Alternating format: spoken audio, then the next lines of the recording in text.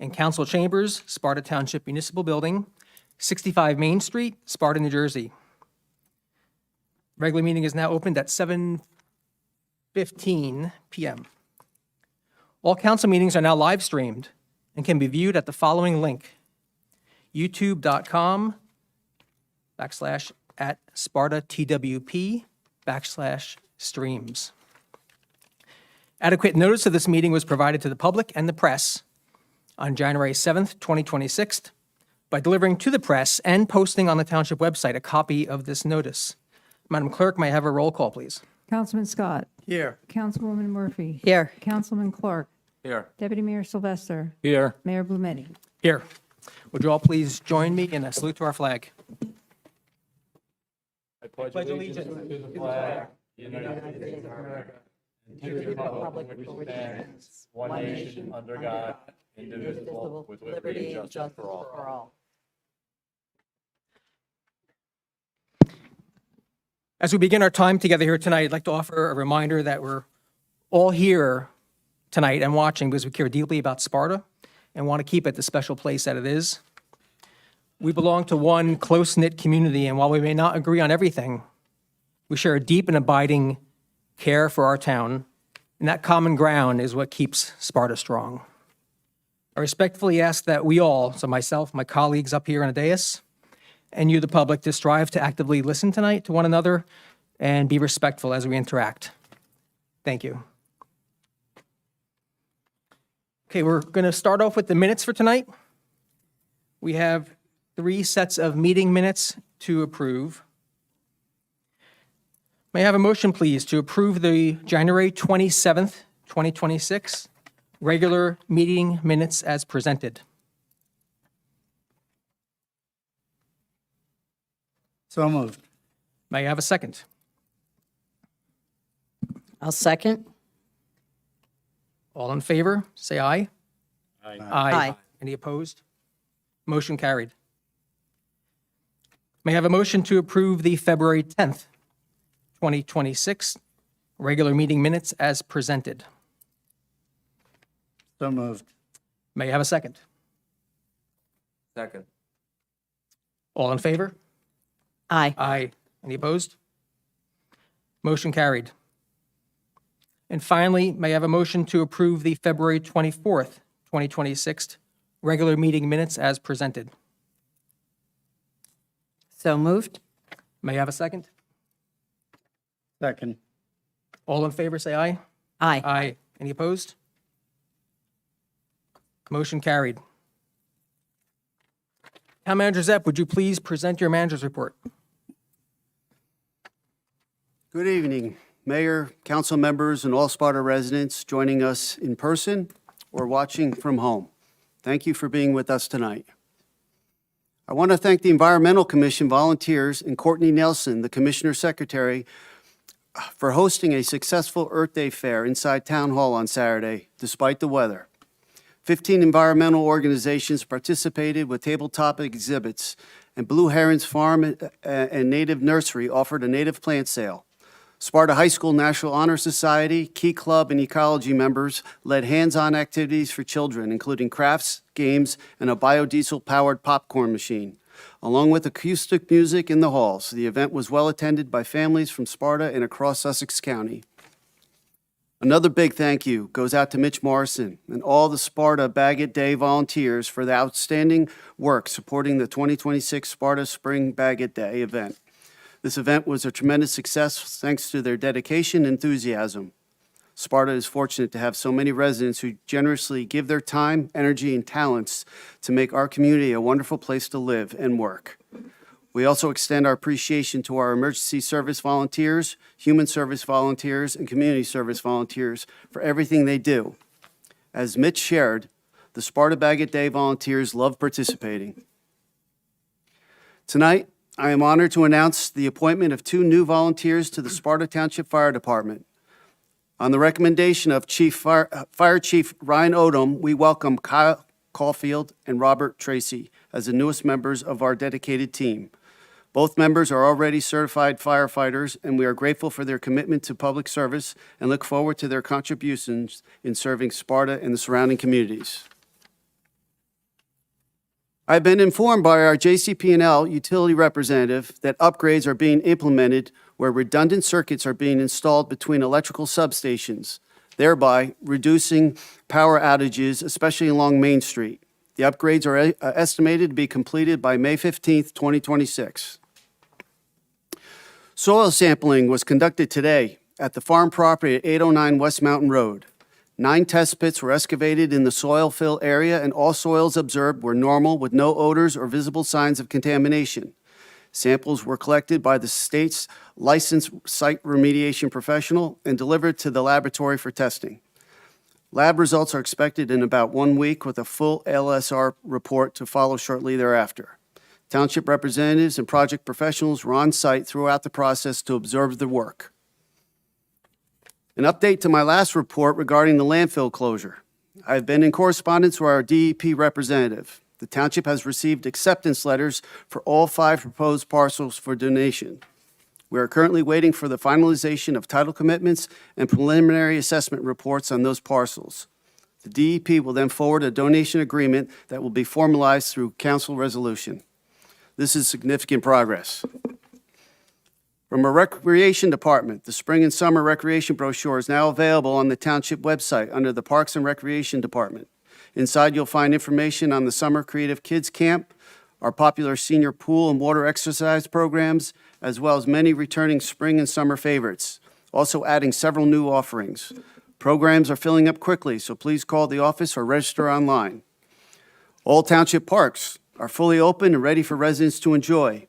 Thank you to our park staff for their ongoing hard work, maintenance, and dedication to keeping Sparta's parks, fields, and township properties in great condition. A couple of reminders on events. Wednesday, May 13th, from 9:30 to 11, a New Jersey property tax relief seminar will be held here in council chambers for senior homeowners, residents age 65 and over, for those receiving federal Social Security or railroad retirement disability benefits. Please call the Recreation Department Senior Division at 973-729-2383 to register. More information can be found on our website under Newsflash. Saturday, May 16th, 9 a.m. to noon, we'll have the annual trout fishing derby at the pond at Station Park. Registration is not required and there's no cost to attend, but we will be accepting donations to the local food pantry. Saturday, May 30th, 9 a.m. to noon, free paper shred and e-waste event. Rain or shine here at the Town Hall lower parking lot. Further information is available on the Township's website. Chief McCarrick will now be reading his report. This concludes my report. Thank you. Thank you, Manager Zepp. Thank you, Mayor, Deputy Mayor, and Council.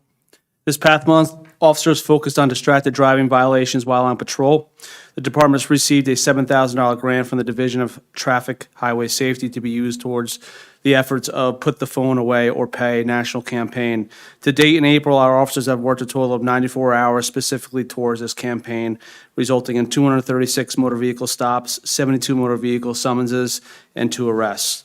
There is 1 more day left in the event, and we'll be finishing that up. This past Sunday, the Sparta Police Department organized and executed another successful Cram the Cruiser food drive event partnered with the Sparta Stop and Shop. Officers collected food, toiletry items, and cash, which were all turned over to the Sussex County Food Pantry.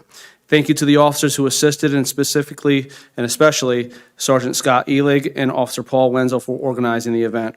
Additionally, I would like to thank Dawn Flanders from the Sussex County Community College and her students involved with the Sussex County Criminal Justice Club program who volunteered their time to assist with the event. And obviously, thank you to all the residents who generously donated towards these efforts. Thursday, April 23rd was National Take Your Child to Work Day. The police department organized this event on behalf of the township departments. Approximately 20 of the township's employees' children were able to experience a fun-filled day, all while learning about many different careers that are keep our great town of Sparta an amazing place to live. They didn't get to see the council, though. And so we gave them homework. They're supposed to watch the council meeting tonight, and we'll see how that goes. Scary. But I want to thank you to Community Engagement Officer Elise Brown for organizing it on behalf of the township, and also thank you to Manager Zepp for allowing us to do it. That concludes my report. Thank you. Thank you, Chief. Can't believe you're going to torture all those little kids watching the council meeting at that young age. We gave him a homework pass. Yeah, okay. Thank you. I'm curious, the April crackdown on distracted driving, you mentioned there was a large number of stops. Were they primarily or almost all for cell phone usage? I can't give you the exact numbers from all the stops, but primarily that's what they were focusing on the efforts for the stop. So the point is to educate and issue summonses if need be. Thank you. Special congratulations to our 2 new firefighters. May I have a motion to accept the manager's report as presented? So moved? May I have a second? Second. All in favor, say aye. Aye. Aye. Motion carried. Okay, we are now on item 4, our first open to the public segment. This is for items on the agenda, including the resolutions, but with the exceptions of ordinances, because again, ordinance hearings have their own public comment period. There will be a second public comment period again later on in the meeting for items not on the agenda. Please state and spell your name for the record, and each speaker is limited to 1 comment of no more than 5 minutes, and no yielding to other speakers.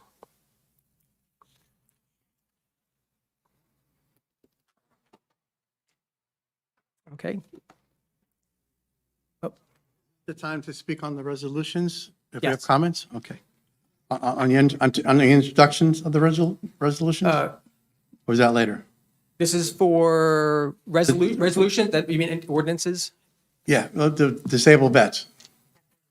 That's, okay. Yes. That's down the road? No, you could do that now. Because that's not a hearing, that's just a introduction. All right. Ron Day, Sparta. I wanted to talk on the disabled veteran property tax refund, the retroactive look back. The 2 reasons that I've heard on why we're eliminating this is, number 1, it's unaffordable. And number 2, we're only 1 or 2 municipalities in the state that offer it. I've already shared my views on the financial aspect of the look back. Although I'd like to meet with the finance team if I could. So Jim, I'm going to put that request to you maybe before the next town council meeting. It'd be great if we could find a way to see why the 2 numbers are different. Okay. So tonight, rather than talk about the financial aspect, I want to refute the claim that Sparta is only 1 of 2 municipalities offering a retroactive 24-month look back. There is no comprehensive list of municipalities anywhere that shows on a town-by-town basis what's approved by each town and how much. If anyone can find one, please let me know. I looked hard. Word to caution everybody is don't rely on web-based search engines or AI queries, because what you're going to find is just not accurate information out there. So what I did is, to get an accurate data point, I went to specific municipalities and pulled down the actual online codes and their ordinances. And here's what I found. Newton, Linwood, Edison, Galloway, and Voorhees all permit retroactive refunds by ordinance for up to 24 months. So that's similar to what Sparta has right now. And that's all done by ordinance. Hapakon doesn't have a specific ordinance, but it appears that they approve multi-years by resolutions. So what they give the tax assessor a little bit more flexibility where the ordinance kind of bounds it. And I've got samples of those resolutions I can show you. There may be more towns than the ones that I've listed, but as I said, you just, there's no list out there.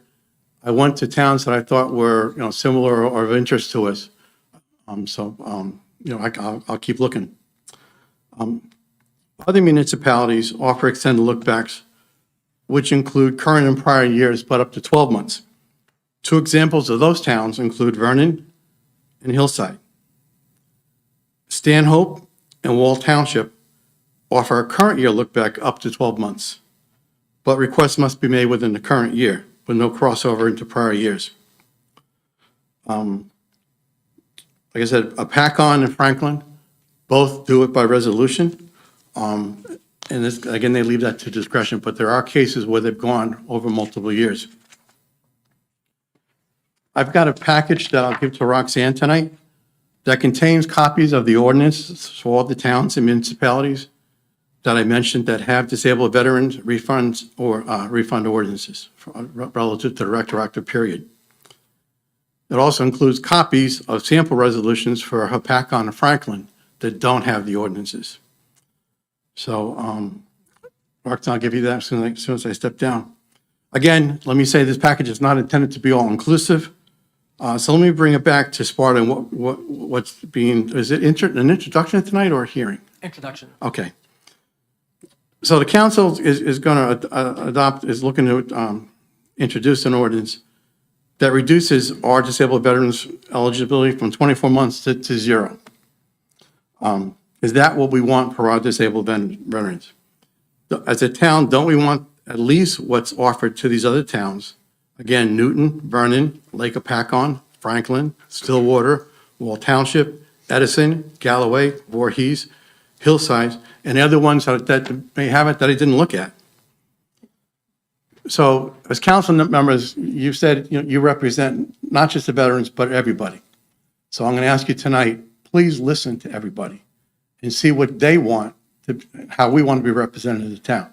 I think you're going to have heard that the people of the town want to see this funded, find a way to see this funded. So please, when it comes time to vote, please vote no. There's a lot of data here. I think it's worth looking at again, making sure you've got the facts. I think I've successfully refuted the numbers. I don't think you guys would agree with that. Some may, some won't. I'm willing to have that discussion. I think tonight we've refuted the other thing. It says we're one of two municipalities. We're not that unusual in what we're doing currently. Thank you. Thank you.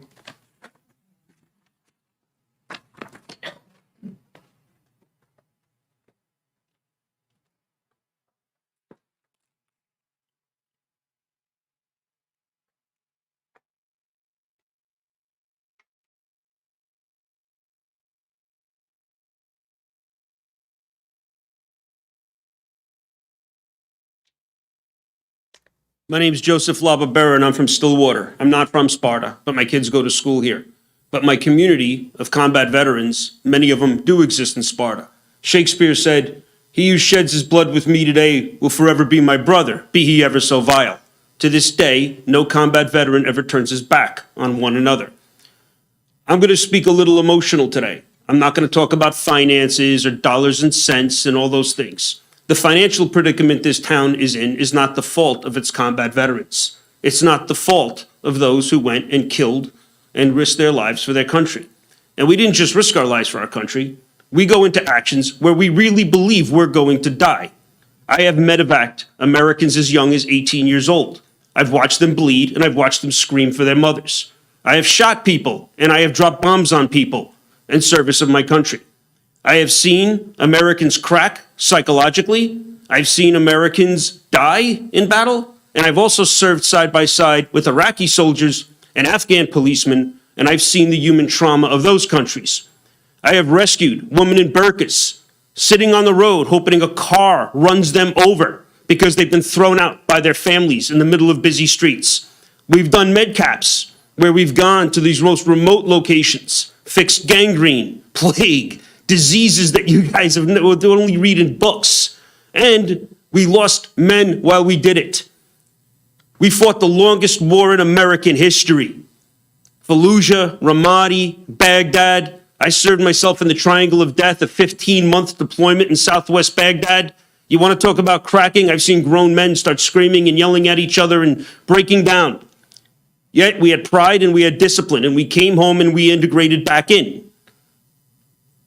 I didn't know until 16 years into my military career that I was even entitled to a pension. If you add up the hours and the stress we get from a military career, you'd be amazed that we're still standing here and talking to you. Many veterans can't work. Many veterans are in therapy for long periods of time. And the concept and the identity of veteran is not I'm a sad sack who needs a handout. It's no, I want to get back to work. I want to integrate. I want to lead in our society. Giving a veteran a refund for his taxes, to me, is a small way to say thank you for your service. Because this veteran left a piece of his soul and a piece of his heart, if not actual blood, in a foreign country for this country. To get 100% disability is like getting struck by lightning. It is not common. It is very difficult for a veteran to get 100% disability.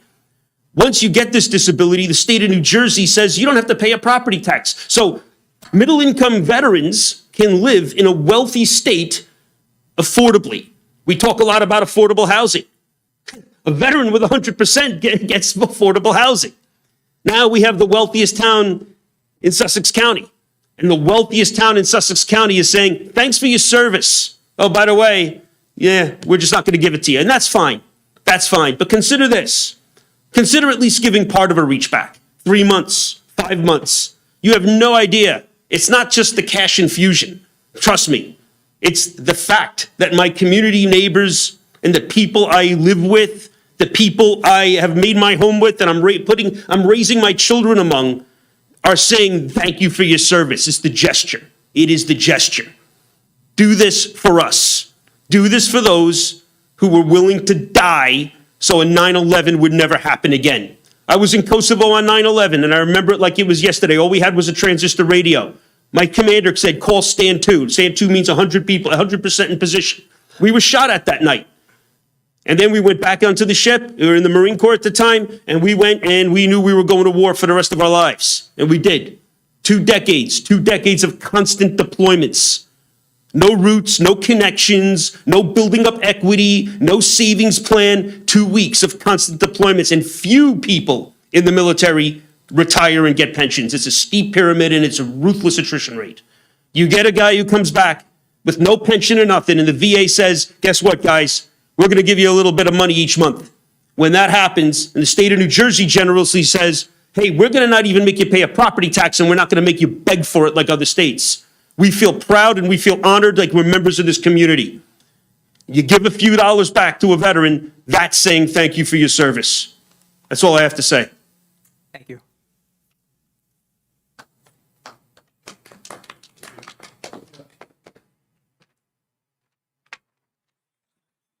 So Jen Rogoff, and that's a hard act to follow, but I do have a few things to say. And that is, when this was introduced at the end of last year, there was a lot of suggestions that came from the people in this room and the people in this community. And I know that people were listening because I know just a recent council meeting, Mr. Scott, you during new business introduced some additional language. You looked at different options. Do I want to see this voted no? Absolutely. Do I want to see some compromise? If that's the only answer, then yes. And, you know, you hear me up here talking at the microphone at most council meetings. What you don't see is my husband, who is an honorable veteran who couldn't be here tonight because he has a volunteer commitment in this community. But what he did do was ask me to read this on his behalf.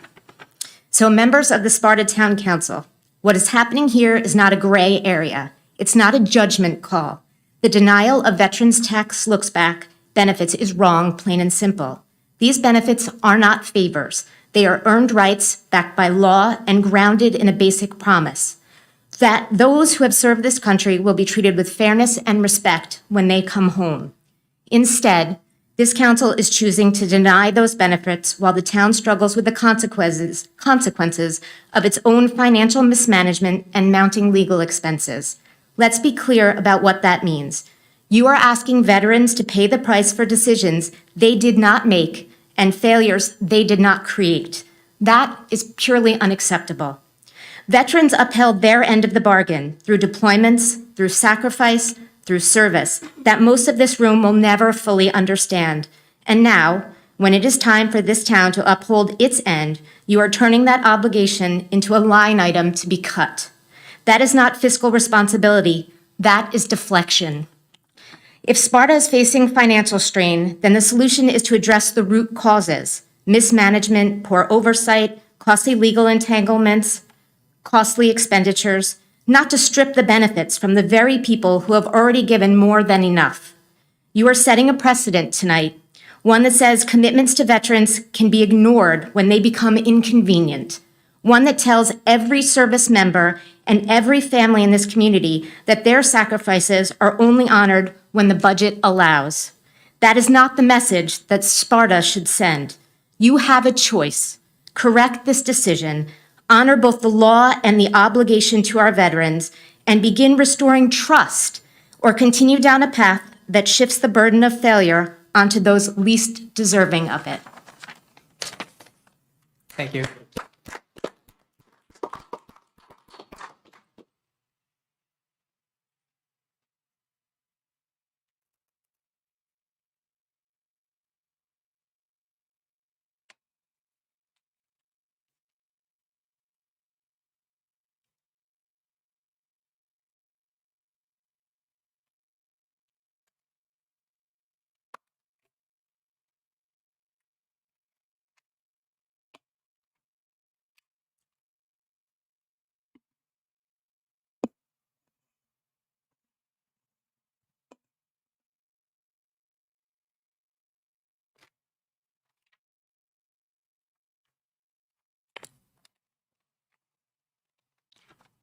My name is Kenneth Augustine. I'm here with my service dog, Remy. She's also a vet.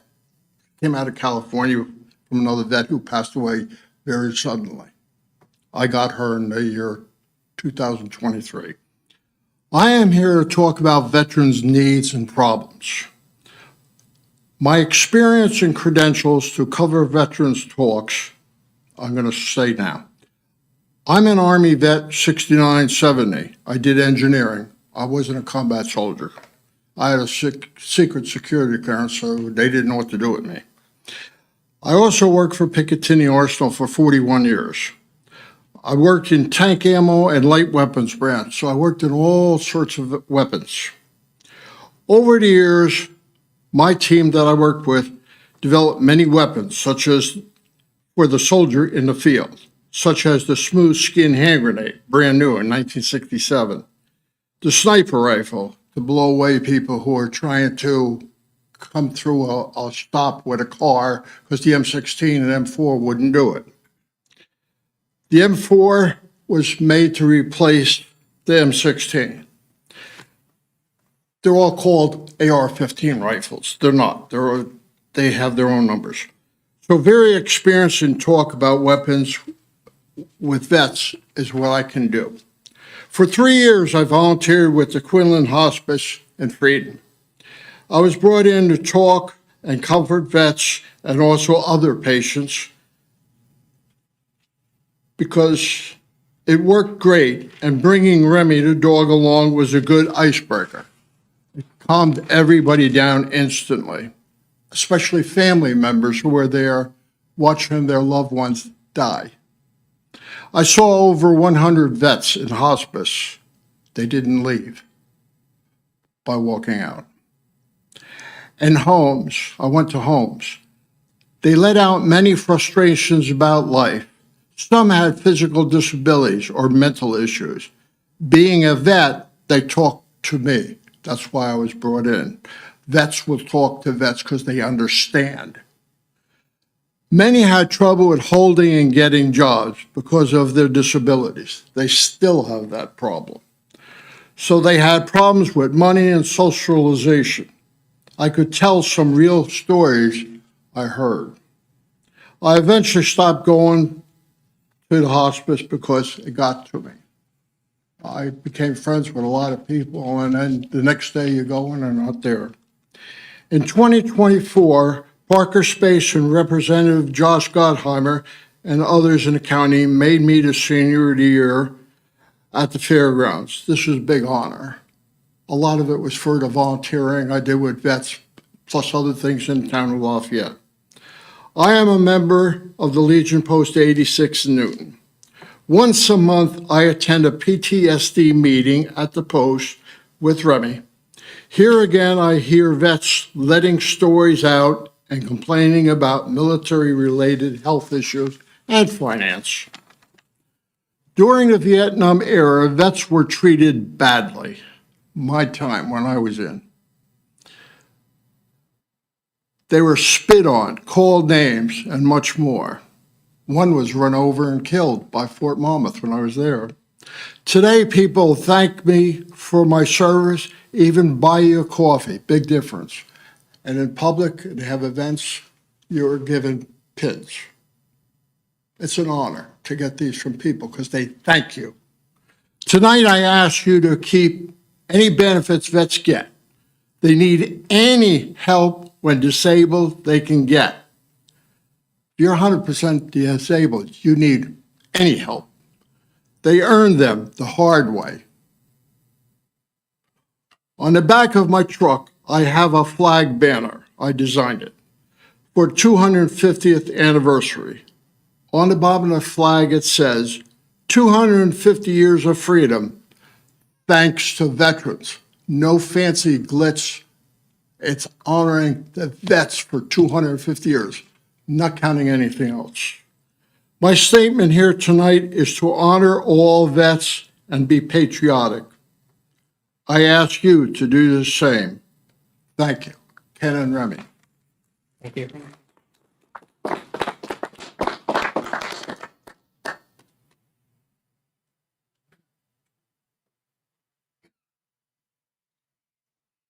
Joanne Scally, Sparta, New Jersey. I have a long line, said before, of military veterans in my family. One of my uncles is buried over in France during World War II.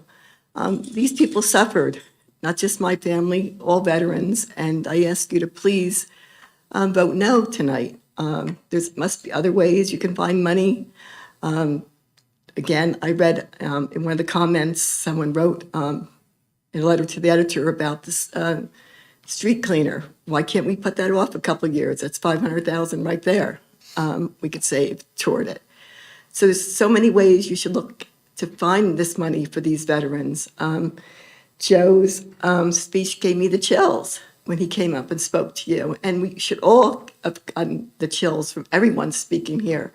Because our veterans do deserve respect. And by giving them something 3 years ago and then taking it away because of whatever mismanagement or whatever went, these lawsuits, which I believe should be settled, they don't deserve to be knocked around, kicked around, and balancing your budget off their backs. They gave their lives, they gave limbs, they gave their minds, all sorts of things.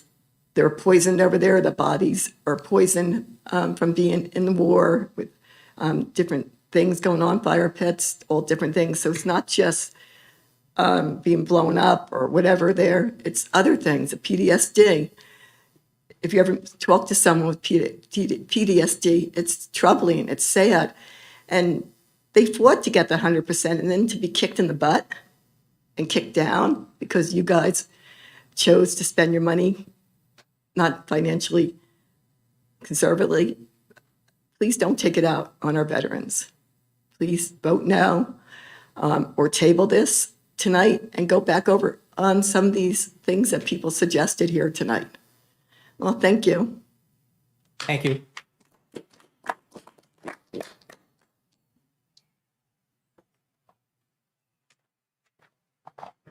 Good evening, Pete Litchfield, Sparta, New Jersey, Litchfield.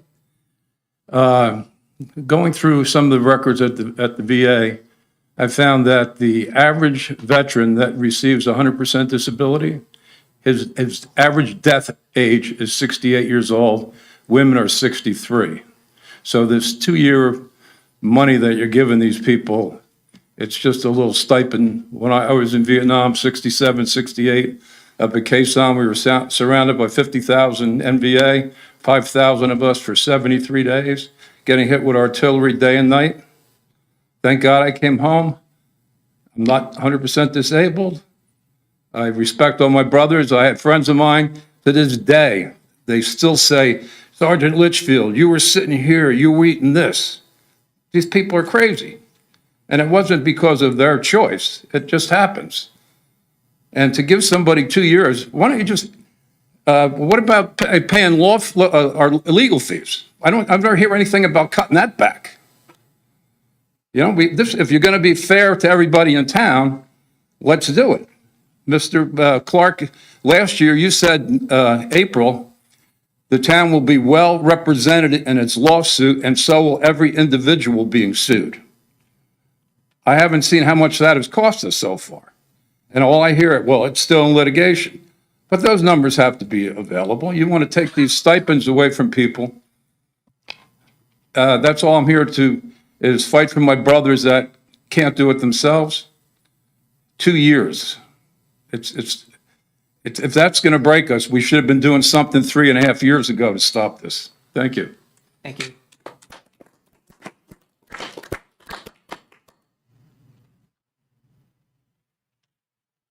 I have a question my name is Rudy Bethman.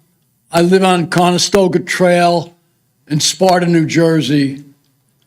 I have a question for the council members. Just raise your hands if you served.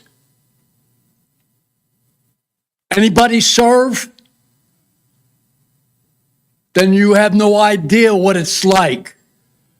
I served the 82nd Airborne in Dominican Republic in 1965. In Vietnam with the 101st Airborne, and I did 2 tours in Afghanistan with Special Forces. You guys have no idea what it takes to get 100%. It took me 5 years when I got out of the Army. When I got out of the Army, they gave me 90%. Took the VA 5 years. And that's because they put me out on disability, and the state was paying disability to me. And they finally decided that, yeah, okay. So you have no idea. I've killed people, and I served my country. Is this the United States? Then you guys should put it on a ballot and let the voters decide in Sparta whether they want to support the vets. That's all I have to say. Thank you.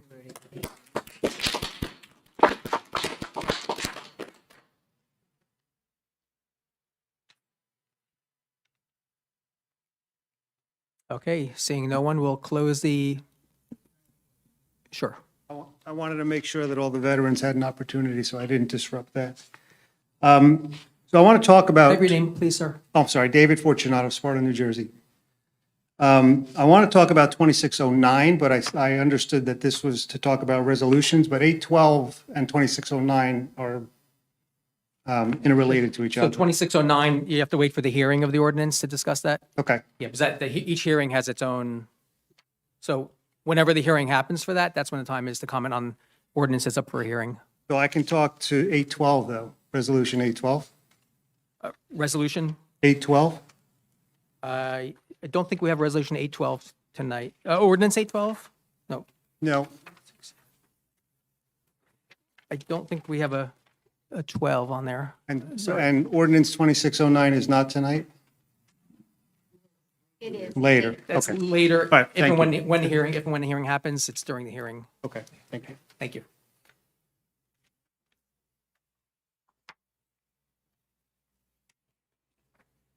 Jenny Derrick, Step Into Sparta. I just had a clarifying question for Resolution 88. This is about the trails. 2 clarifying questions, actually.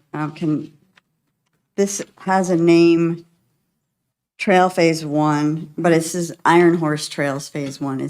That's different than the one trail that had already been discussed? Is that correct?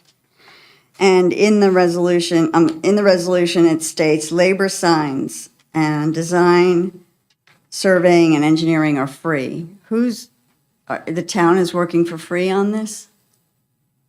No, we have a member of our Trails Committee, Doug Dykstra, who's a certified and licensed surveyor, who is donating his time as an in-kind contribution. And in-kind contributions are count toward the township's expenses toward the trail. So he's our surveyor. Survey work has to be done. Right, but it also specifies labor, signs, design. are all also free or from the township. In the resolution, it says all that. Yeah, the labor that we're speaking of is respect to Mr. Dykstra. So it doesn't have to do with actually doing the work to clear the trail or No, make that any has to- markers? That's part of the grant. The grant is doing that? Yeah, the Okay. grant's doing that, and we'll have to hire an outside person to do that. Okay, so all of the things that are noted in the resolution that are free are coming related to the work done by Mr. Dykstra? Yes. Okay, thank you. Thank you. Okay, seeing none, we'll close this portion of the meeting, open to the public. So moving on to expenditures. Deputy Mayor Sylvester, would you please read the expenditures for tonight? Yes, expenditures as of April 28, 2026 totals $312,152.24. Okay, I have a motion to approve those, please. So moved. Can I have a second? I'll second.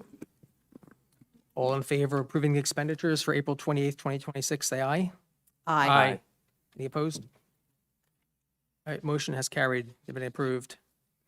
Now we move on to introduction of ordinances. Just as a reminder, during introductions, there is no debate or discussion by the council, and there's no hearing portion. The hearing happens usually 2 weeks later, and that's when the ordinances are opened up to the public for comments, and the dais can discuss them. So 2606, an ordinance amending Chapter 2, Administration, Article 11, Taxation and Revenue of the Revised General Ordinances of the Township of Sparta, amending Section 2-62, 100% disabled veteran tax refunds. May I have a motion to introduce 2606? So moved. Which one? I heard two. Margie, you motioned? Okay. Mark, you want a second? Second. Okay, may I roll call vote, please? Councilman Scott. Yeah. Councilwoman Murphy. Yes. Councilman Clark.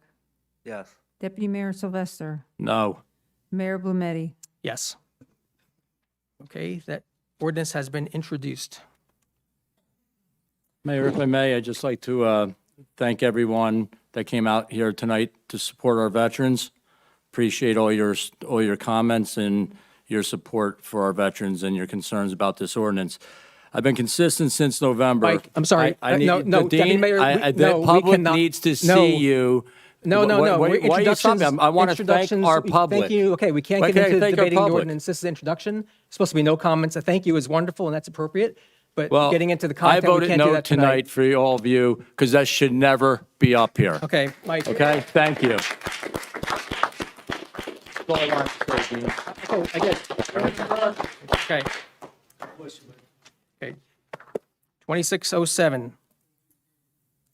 An ordinance of the mayor and council of the Township of Sparta amending Chapter 18 entitled Comprehensive Land Management Code of the Township of Sparta Code to amend Section 18-4.21 entitled C-1H Community Commercial Historic Zone. Just as a reminder that Councilwoman Murphy and Councilman Scott have recused themselves from this matter, And Mayor, my firm is recused as well from this. and Attorney Dash as well. So may I have a motion, please, to introduce ordinance 2607? So moved. May I have a second?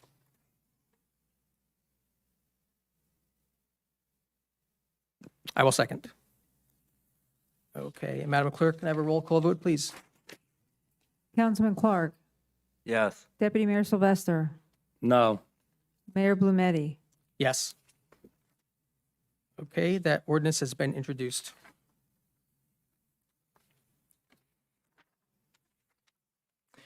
Moving on to 2608.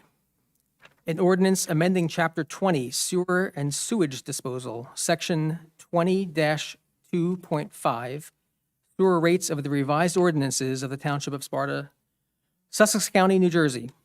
May I have a motion to introduce ordinance 2608?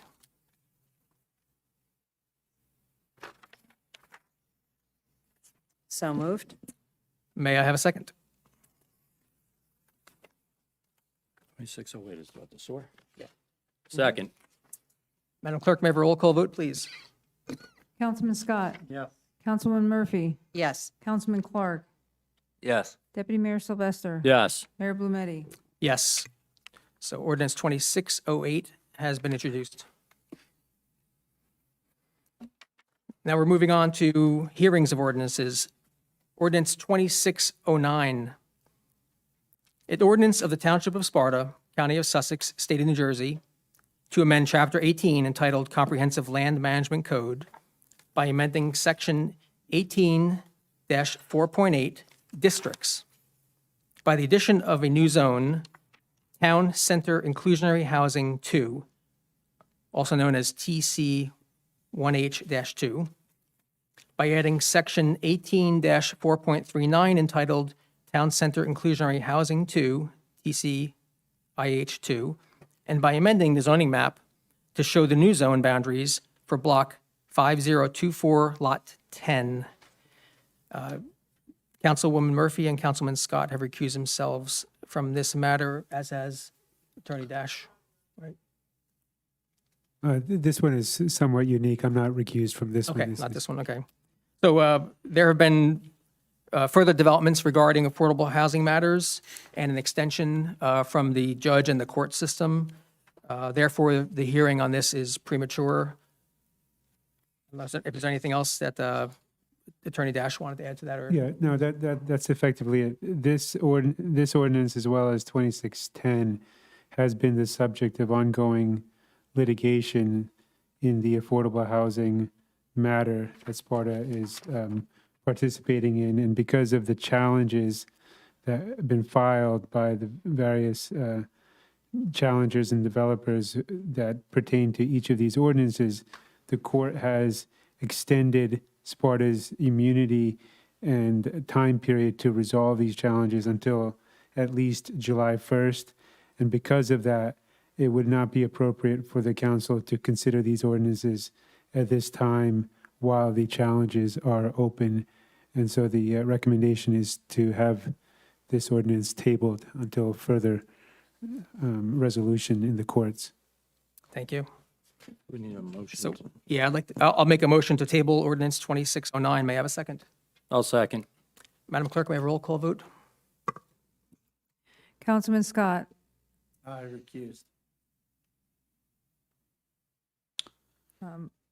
Councilman Clark. Yes. Deputy Mayor Sylvester. Yes. Mayor Blumetti. Yes. So ordinance 2609 has been tabled. Moving on to 2610.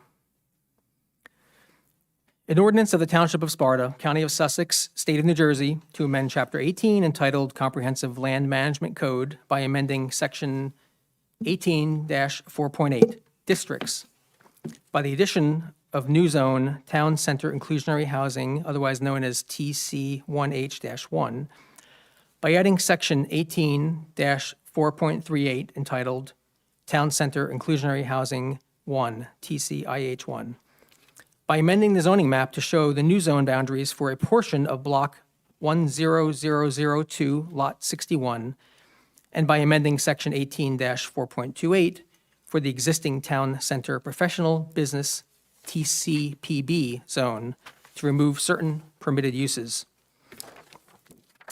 For this one, Deputy Mayor Sylvester has recused himself from this matter. As just discussed, due to the evolution of the affordable housing matters and litigation and the extension of the date, the hearing on this is also premature, so I'll make a motion to table ordinance 2610. May I have a second? Second. Madam Clerk, may I have a roll call vote excluding Deputy Mayor Sylvester? Councilman Scott. Yes. Councilwoman Murphy. Yes. Councilman Clark. Yes. Mayor Blumetti. Yes.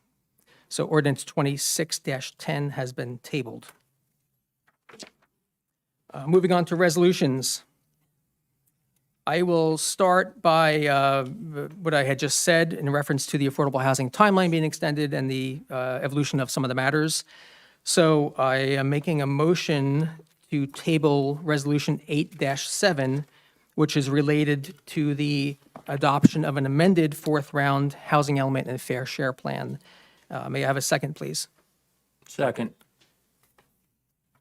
Okay, all in favor to tabling 8-7, say aye. Aye. Any opposed, abstain? Okay, resolution 8-7 has been tabled. So now for the rest of the resolutions, I plan to carve out and handle individually resolutions 8-1 and 8-2. Would any other council members like to carve out any of the remaining to handle separately? Carve out 8.8, 8-8, please. Okay. Okay, I may I have a motion, please, to approve resolutions 8-3 through 8-6 inclusive. So moved. May I have a second? Second. All in favor, say aye. Aye. Aye. Any opposed? 8-3 through 8-6 have been approved. Okay, now moving on to Resolution 8-1. This is a resolution to introduce the 2026 municipal budget by title only. May I have a motion to approve 8-1? So moved. May I have a second? At this time, Town Manager Zepp, would you like to read the statement? Thank you, Mayor. I just want to take this opportunity to just give a statement on the introduction of the budget for this year. It is my privilege to present the proposed 2026 municipal budget for Sparta Township. This budget reflects months of collaboration, careful analysis, and thoughtful planning by our department heads, finance team, and staff. As always, our focus is to ensure that Sparta continues to receive the high-quality services our community expects, while maintaining a fiscally responsible and forward-thinking approach. Adopting a fiscally compliant municipal budget is one of the most important responsibilities of any governing body.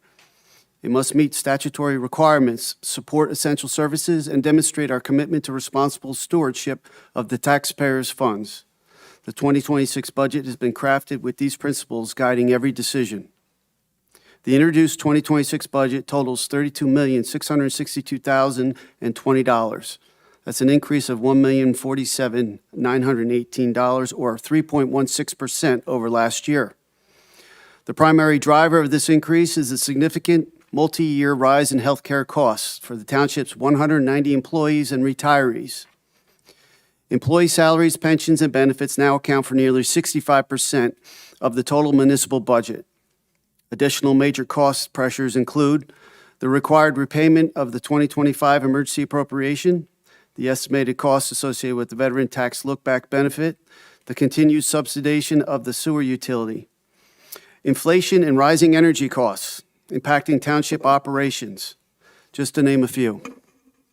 As a result of these increases, the municipal tax rate is proposed to rise from 0.618 to 0.685, which equates to an increase of 10.76% for the average assessed home in Sparta, valued at $372,660.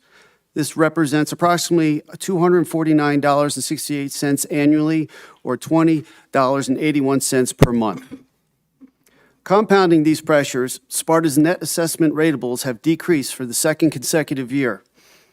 This reduction limits our ability to offset rising operating costs with the additional revenue and presents an added challenge to maintaining long-term financial stability. This year's budget has been the most challenging of my 25 years in Sparta. In order to present a balanced budget that remains within the state's mandated caps, many difficult, necessary adjustments were made. Significant cuts and reductions include elimination of the 2026 capital improvement plan, generating approximately $1.8 million in savings. Unfortunately, this will limit the number of roads that are paved, delayed critical equipment replacements for public works, parks, and the police department. Implementation of a hiring freeze and cancellation of cost of living increases for all non-union employees. Restriction of overtime to only what is essential for maintaining operations.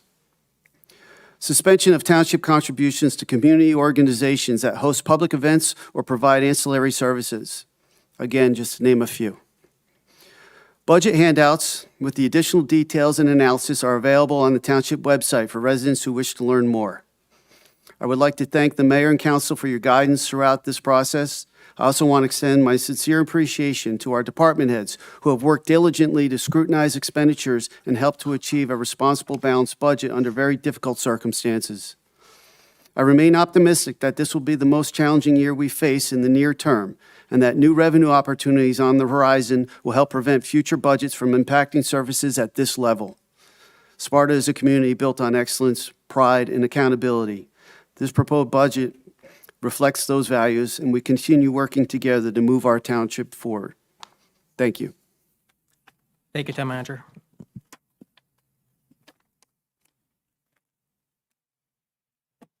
Madam Clerk, may I have a roll call vote to approve Resolution 8-1? Councilman Scott. Yes. Yes. Councilwoman Murphy. Yes. Councilman Clark. Yes. Deputy Mayor Sylvester. Yes. Mayor Blumetti. Yes. Resolution 8-1 has been approved. Budget has been introduced. When will that be put on the agenda, next agenda it'll be on for hearing? Or Has to be a 28-day or 30-day waiting period. So it's So what date's that? May 26th. May 26th. 26. Thank you.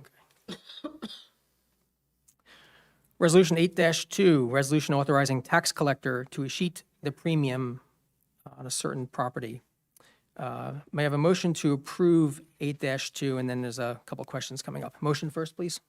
I'll make a motion to approve Resolution 8-2. May I have a second? Second. Okay, Town Manager Zepp, can you please share a little bit more of context or explanation about 8-2? Sure. Basically, what this means is that a tax sale was held by the township. The winning bidder paid a premium of $197,000. The bidder or lien holder later foreclosed and took title of the property. Under the New Jersey statute, when the lien holder takes title through foreclosure, the premium is then transferred or turned over to the township. This resolution authorizes the tax collector to release the premium, and the CFO will recognize it as miscellaneous revenue not anticipated, or commonly known as MRNA, for inclusion in next year's budget. So this is not common, unfortunately. We would like to have more of these premium sales, but this is a positive transaction for the township. Okay, and I think we covered this when I asked you earlier, but and again, these dollars legally cannot be used this year to put towards the budget or any programs. Have Correct. to wait till next year. Correct. Any other questions or comments? Matthias? Okay, all in favor of approving Resolution 8-2, say aye. Aye. Any opposed? Okay, 8-2 has been approved.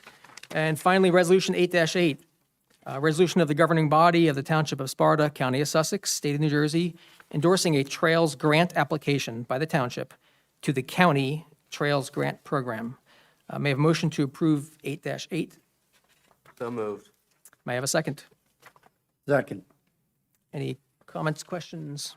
Yeah, I just had to add one or two. So Councilman Clark, I think you explained, Jenny covered some of the questions regarding the mechanics of the grant, but I think it'd be helpful for the public to understand, once again, it's a $25,000 grant through the county with a $2,500 match, which is being donated by Dykstra Services. So there's no matching component to the township or expense to the township. But just so the community knows, what does that $25,000 get us? Like what, I know there was some general scope, so there was design, this or that. Where do you think that money will be initially spent on this particular project if awarded the grant? Yeah, so we intend with the $25,000 to complete, it's a trail that will run from the terminus of the Pollenskill Valley Trail, which is by Sunset Inn Road in Lafayette, and then goes into Sparta up to Demorest. So right now, Sparta does not have access from Sparta to the Pollenskill Trail. And so what this will do is to allow the trail so that Sparta people have access to it. And we intend with that $25,000 to cover the cost of doing that. And so grant has to be submitted May 15th, and one of the requirements is just to have a resolution from this council to approve of applying for the grant. But again, you are correct, there will be no cash outlay by the township. What they do require is some kind of contribution, and it can be in kind. And what in kind means is you're not paying cash. You can donate services, and we are very fortunate to have a credentialed surveyor, Doug Dykstra, on there, and there is survey work required for this. So we're very fortunate that he is donating his time to that, and that counts toward the 10%. All right, great. Thank you for clarifying the project site. Thank you. Yeah, thank you. Sure. Okay. Thank you, Doug. Okay, all in favor of approving Resolution 8-8, say aye. Aye. Aye. Any opposed? 8-8 has been approved. Okay, moving on now to the second open to the public segment. This is for items not on the agenda. So items not on the agenda, please state and spell your name for the record. Each speaker is limited to one comment of no more than 5 minutes and no yielding of time to another person. So Jen Rogoff again. I just wanted to say thank you very much to Deputy Mayor Sylvester. You ran a campaign, people over politics. The people spoke, you listened, you honored us, and we appreciate you. To the rest of you, your pet projects, I'd like to see them paused. Congratulations on your bed and breakfast. Congratulations on your trails. Congratulations on all of your legal fees. I'm disappointed to say the least, but I do appreciate your efforts, sir. We appreciate you, and the town knows where your heart is. Thank you, Deputy Mayor. Thank you.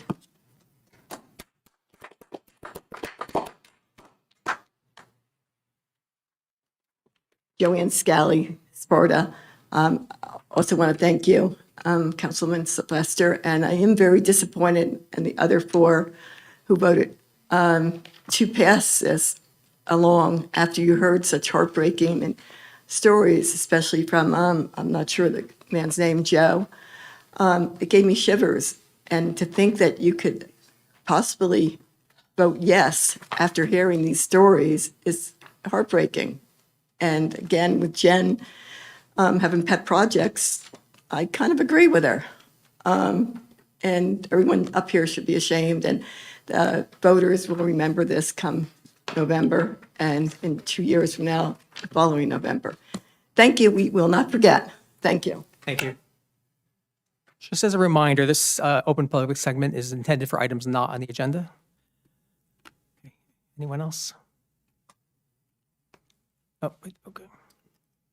Just a real quick question. The town manager mentioned that the budget's going to be posted on the website. So I looked what's there now, posted for the introduction, the summary. Prior years, we've gotten the full budget, the full package. Is that what's going to be posted, and if so, when? Yes. Well, the CFO just finished it today, and we got the handouts available just today. So it is last minute, and I put it up as soon as I had that. More details of the budget that's being sent to the state. Once we get that, it'll be posted. I will have that up as So soon as I have it. to introduce it, you're supposed to have the full budget available to the public. That's not happening. I think it's So right when will that be done? It's done.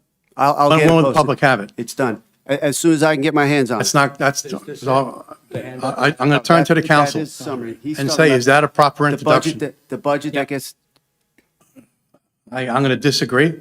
I Okay, think from an you open may. public perspective, you're supposed to give us the information that we need to understand the actions being taken without having that budget, and it's required to be available to the public immediately. That's not happening. This is a introduction to tonight, to the Okay. hearing. But is the in introduction, to introduce it, weeks. there's certain things that are supposed to happen. That did not happen tonight. So again, another just disappointing aspect of tonight. Thank you.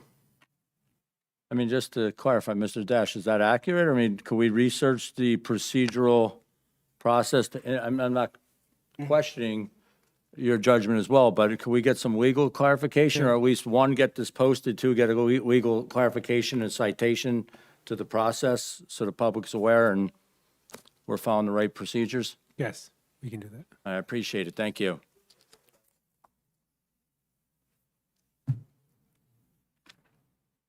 Hello, my name is Jared Shirello, and I'm actually here for, unlike the veterans, I'm here for a selfish reason, admittedly, but I hope that everyone can relate to it as it pertains to you as well.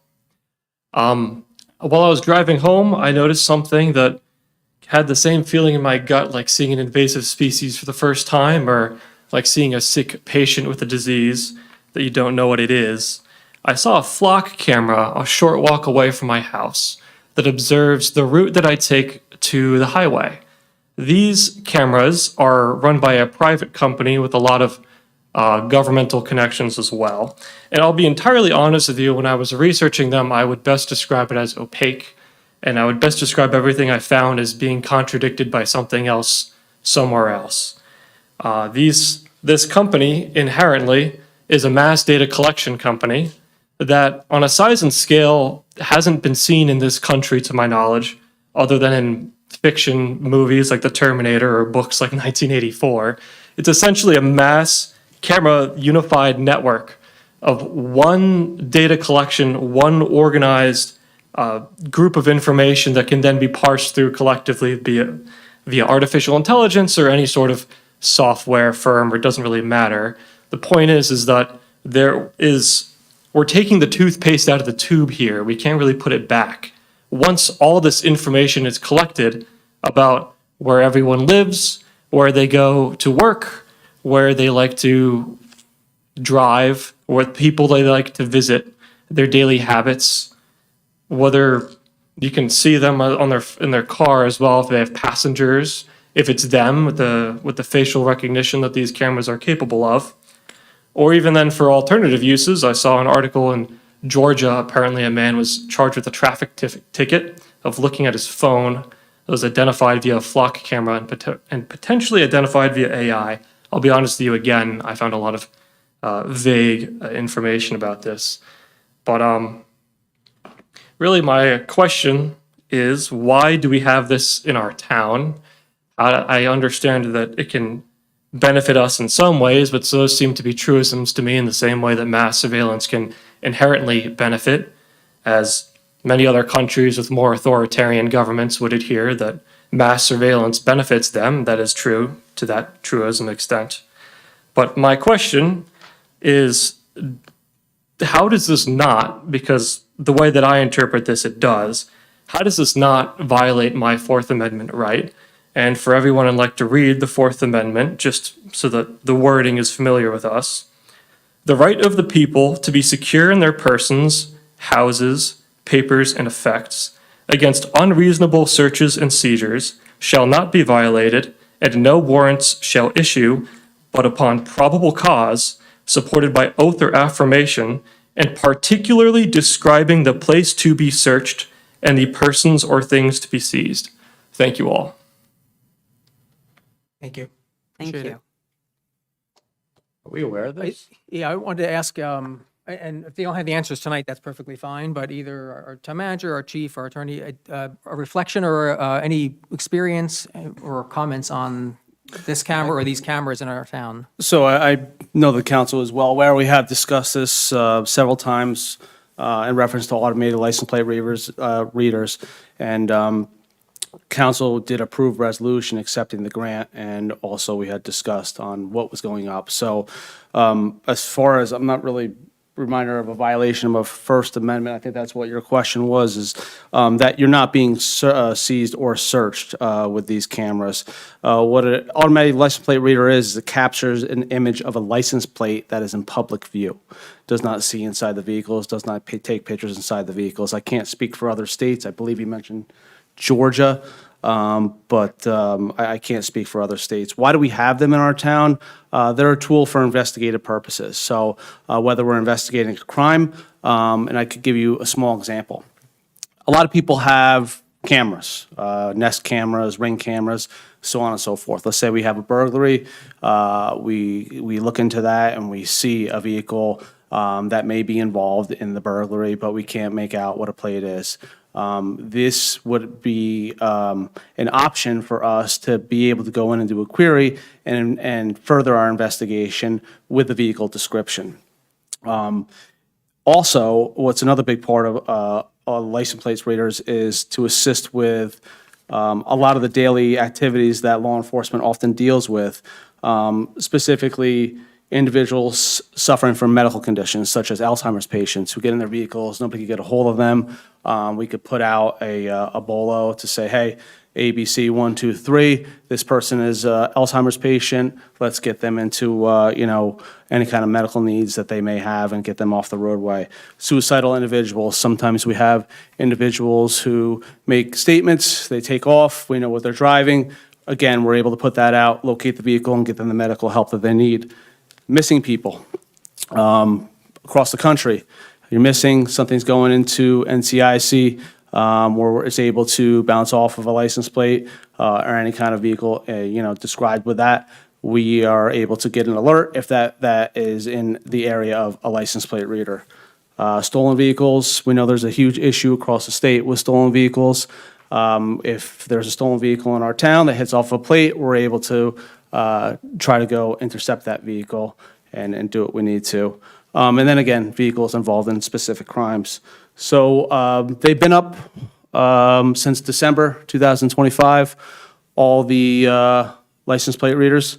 So this process started with the state of New Jersey wanting to combat some of the areas that I mentioned. They put out a grant. We were awarded the grant in 2023 for $68,000. That was brought to the council. I believe Councilman Chiarello at the time was also involved with that. And I think that there was a point where the state had taken into consideration what vendors could be used in New Jersey.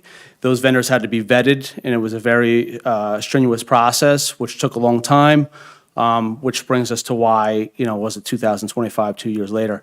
A lot of time we were waiting on the vendors. What we did in Sparta is we researched vendors, got quotes. The vendor that we chose was Flock, which was best for our township and our needs. We spoke with county, local, and state officials for the permitting process on the right-of-ways. And actually, the cameras actually have to, even if it's in a township right-of-way, have to be deconflicted and approved by the state of New Jersey prior to any kind of installation. Once all those permits and everything was done, installs happen, and then now on our end, even prior to that, training of officers. There's different facets that we have to go through as officers to be able to even utilize the system to search the system for a plate or for a vehicle. After that, auditing. There's checks and balances that we have to go through. We have to do audits every year. Those audits are sent to the county prosecutor's office and the state of New Jersey, who also do audits of their own. Additionally, the systems themselves, Flock also has to go through audits. Data storage, I believe that's something Mr. Chiarello had mentioned, is the companies, a part of the vetting process, they have to be able to save the data for the time that the state allows for. 3 years of purging unless it's associated with an investigation or a crime, and then it would stick with the statute of limitations for evidence collection and the cases. Privacy, again, the images are being captured from public view. So it's no different from anybody going through this parking lot here and looking at a license plate and saying, that's a license plate, and reading the number off of it. It only captures images from public view. They're not at houses, they're seeing what's on the roadways. Any questions? Yeah, so, and if we need to kind of go back and forth offline and then come back again next meeting, that's fine too. But how many do we have in Sparta? 13. 13, okay.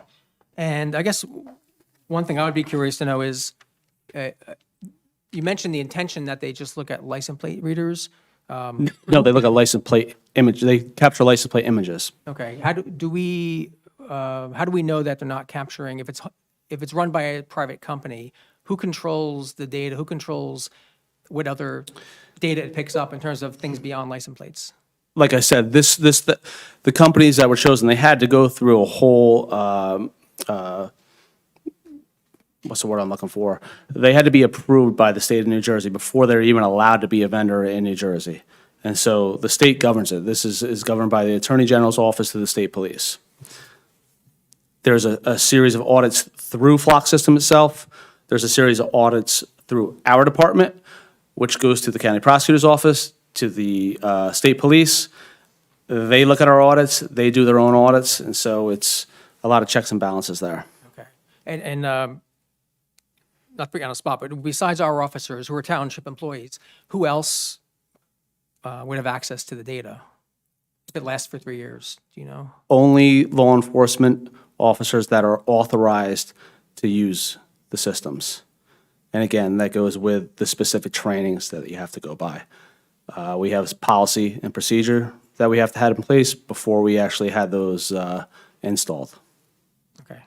And this was from a previous grant in 2024, 23? This was a grant from 2023. Yeah. It's put out by the state. And again, due to the nature of the seriousness and all the, the concerns that the public has, the state took the stance that we have to ensure that the companies that are coming in, the vendors that are coming in, are reputable companies that are going to abide by what is needed for the state of New Jersey and the Attorney General guidelines. Okay. Also, if you want to go on and find out more information, New Jersey Office of Attorney General website, I think it's njoag.gov, and then you would just keyword search ALPR. Gives you a whole rundown of everything. But I know I did make the public aware of this. I know I made the council aware of this, and I have fielded some questions. But if anybody has any questions, don't hesitate to reach out to me. Email jmccarrick@spartapd.org. I'll be happy to answer any questions. And could we get a copy of the contract for which Flock must abide by? I think what I understand the concern is that Flock can make updates to their system whereby it can do more than it's currently doing now, right? It can expand its surveillance ability beyond the scope of what we understood we were agreeing to.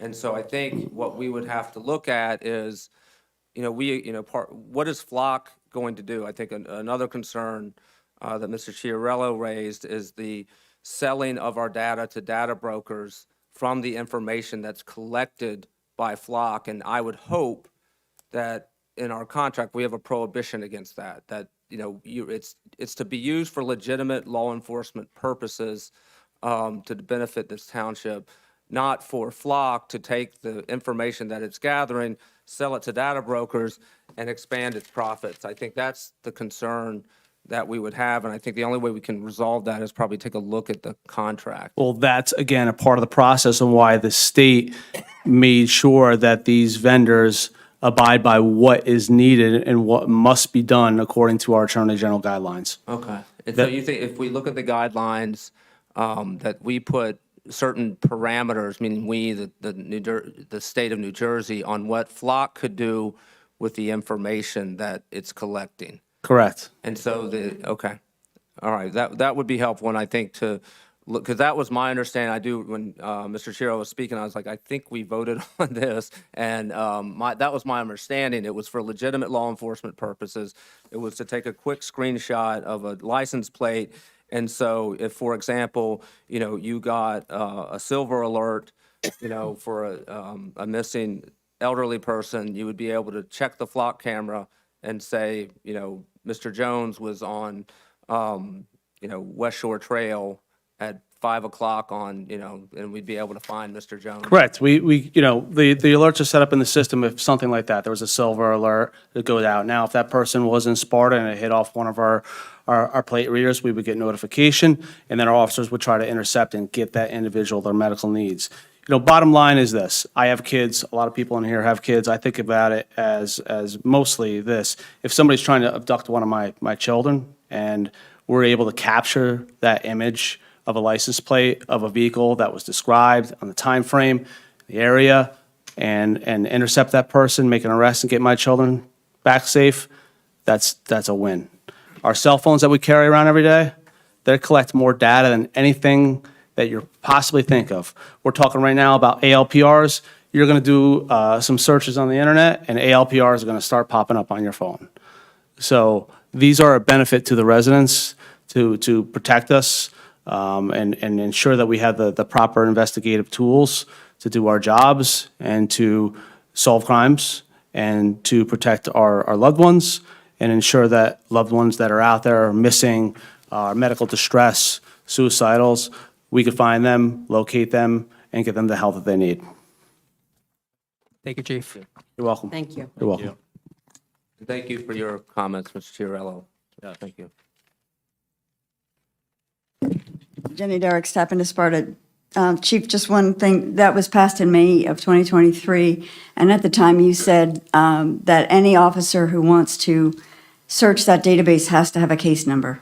Correct. Okay. So, and that goes back to the checks and balances, the case number with our audit trail, and I'm not sure the percentage that we have to do. Just like a search warrant We go through application. and we ensure that if you search for a plate, a case number is attached, and the case number is proper for the incident needed to search, if it's an investigative matter or if it's, again, a medical issue, Thank something of that nature. Do we know, Mr. Zepp, in your report earlier, you mentioned today that they started doing test borings, or they did their test borings, they did 6, is that what you said? And you said that a representative from the township was there. Can you tell us who that was? I believe it was 9 borings. 9, thank you. And it was Township Engineer Corey Stoner, along with his associate. He had a partner from his firm as well. Okay, and you expect about a week to get results from that? That's what I was told. Okay. About the budget, you touched on a few things quickly that are being cut.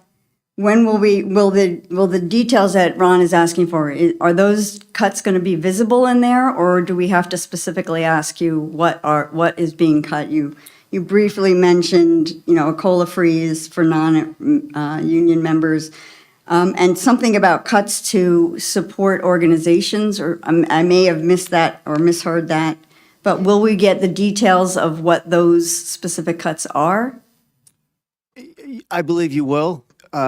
Also, during the hearing session, you can ask me, and I'm happy to tell you. It should be in there, but you give me an opportunity. I was able to double check that the process that we're introducing the budget is the proper process, in that it can't be posted to the website until the council approves its introduction. So if they hadn't approved it, Ron, and it was on the website, that would have been improper. So this budget will be, now that it's been officially introduced, it will be posted first thing tomorrow morning. That's the proper answer. Okay. Mr. Day, please no comments from the seats. But this is not a back and forth, I'm sorry. Okay, respectfully. No, that's not what happens right here. So I think he answered it, so hope it's okay answer. Okay. Will other things be added? Will anything that's been added to the budget be visible? For example, we've heard about the Business Development Committee adding a website, a web page for businesses to be publicized. Is the cost of that going to be? That would be in the O&E budget. So we won't have details. The budgets of the O&E are aggregate in that department line, and how they choose to spend that money is up to them, even though the overall budget itself may have been reduced. So we won't know Most of things them like have that. been. Okay, so we won't know if something's been new. I'll do my best to answer those questions for you. And one other thing, I had asked you in advance a couple weeks ago to have information about how much the legal costs have been for our lawsuits. Yeah, I appreciate that, and I'm ready to present that to you during the hearing. Okay.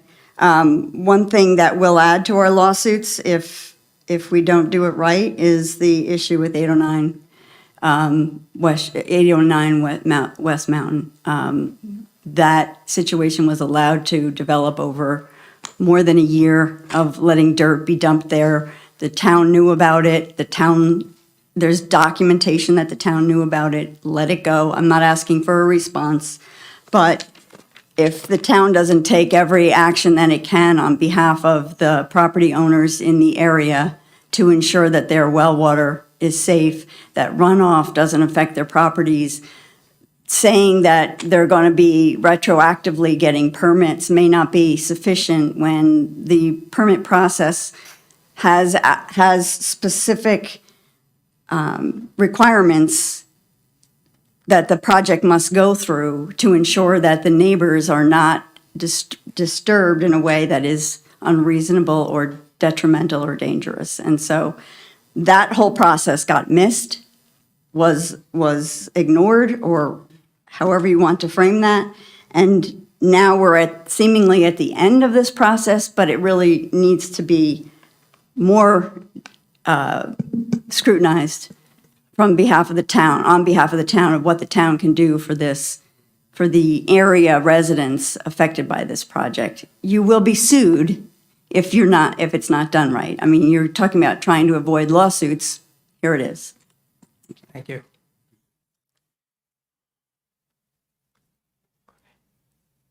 Well, we're on that topic. Jim, can we get a list of the things that are being cut? Is that over the top, or is that possible? Sure. Yeah, and maybe just a list of things that are being funded and things that are being cut, just like kind of a highlight of, key highlights of the budget. So at Absolutely. least we're prepared to, when hearing that, we have some information supporting, maybe it'll streamline a lot of questioning. Absolutely. All right, thank you. Luke Gaspamarkle, Sparta. So I've been going to a lot of the Andover meetings, and I've seen a lot of other towns deal with the encroachment of big business. And I was just wondering, I mean, Sparta's been dealing with it all, like with the warehouses and stuff too. So I was just curious as to what is the town council doing for the future in order to better tackle this progress in battling these businesses. Would you mind just clarifying the question about when you say the battle against big businesses a little bit more? So like a couple issues, I mean, having these large centers, warehouses, data centers in the vicinity of the townsfolk, and also removing sort of the pilot program, giving pilots to these large businesses in order to, reduce taxes. I'm not really in support of that. I was wondering what is being done to tackle these things. Well, I mean, I don't think we should get into a whole debate about it, but I don't believe that we do pilots. Is that correct? No. Correct. Right, we don't do pilots in terms of that route, that part of your question. I don't know, I can answer for myself, but we're not going to go one by one, but I think that we're trying to balance appropriate, my opinion, since speaking for everyone, we're trying to balance appropriate growth, ratables, but also protecting the resources and the character and the history of Sparta. I mean, it's at a nutshell, that's kind of what I think we need to do, and we need to be diligent about that balance. But, Dean, I'd be glad to answer that. Yeah, if you'd like to. Sure. Okay, a lot of things have been done over the past few years to stem the tide, as it may be, of larger facilities coming into the town. One of the things, we reduced the size of the largest building that could be in the town to 175,000 feet. That's number one. Number two, we're also developing our master plan to figure out exactly how we want our town to grow. We've eliminated and we've changed this town council. Over the past 2 election cycles, you've seen an anti-growth, anti-development board elected. Number 4, you've seen professionals change that have been promoting development within our town. And so those changes have been made, and these were made by the people through their votes. These are what the people of Sparta want. They want fresh air, they want green grass, they want beautiful trees, they want open space. We've heard that over and over and over again in survey after survey. And that's what we have tried to do over the past few years, and that's what we plan to do in the years ahead. Thank you. Thank you. If I may, I was going to take a totally different approach to that answer. Pave it over. The Business Development Committee is looking for volunteers. If you would like to go on our website, join us and be a member of that committee. These are the issues that we discuss. I think Mark framed out some good points, and I'll leave some of it off the table. But I think the master plan is something that will address that, what's our smart growth and the future of smart growth and bringing balance so we don't have 10, 11% tax increases, and if not higher, moving forward, and there's a little bit more balance, financial balance, to what's the right or wrong mix. So I think your questions were fair. And then stay tuned. I have some more information to share with you before the end of the meeting. Also, if I may add to it, if you wish to even come to an environmental commission meeting where we address things like that, and our master plan hasn't been updated, piece by piece, little here and there, in 40 years. So therefore, we are putting one together to preserve our beautiful place and keep it the way everyone moved here. So you're welcome to come to the Environmental Commission and see what we do, and even if you want to volunteer there. So thank you for your question, Sal. The final thing I will say is, you did mention a particular use. That one is controversial, and I can assure you that the method and process by which that particular use found its way into Andover will not happen here.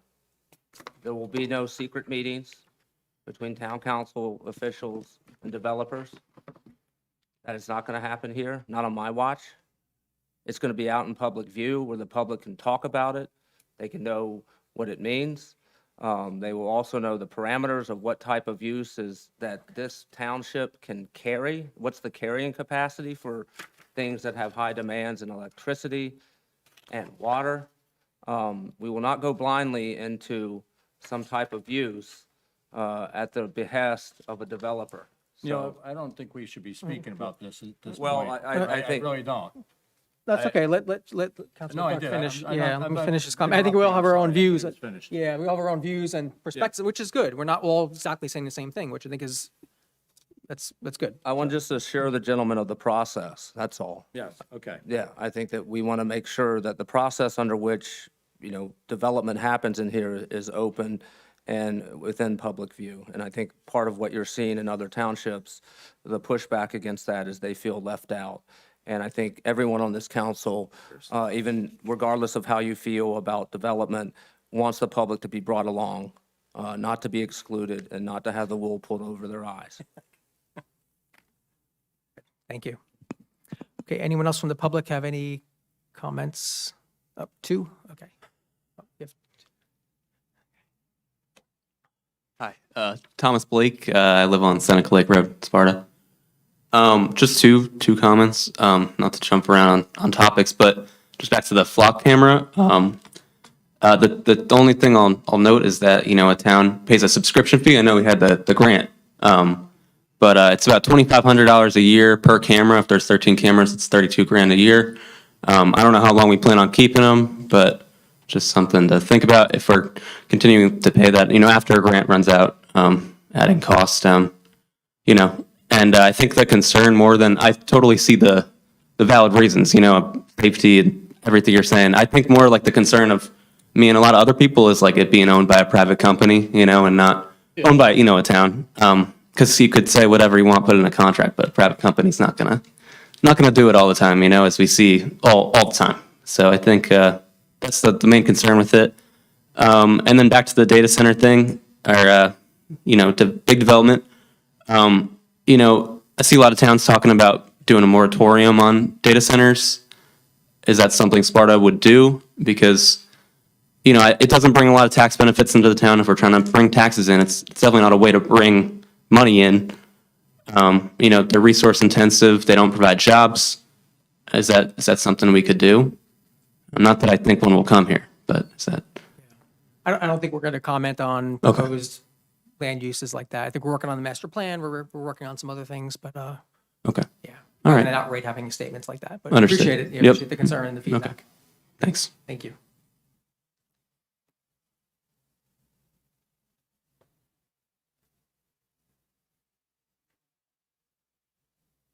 Good evening.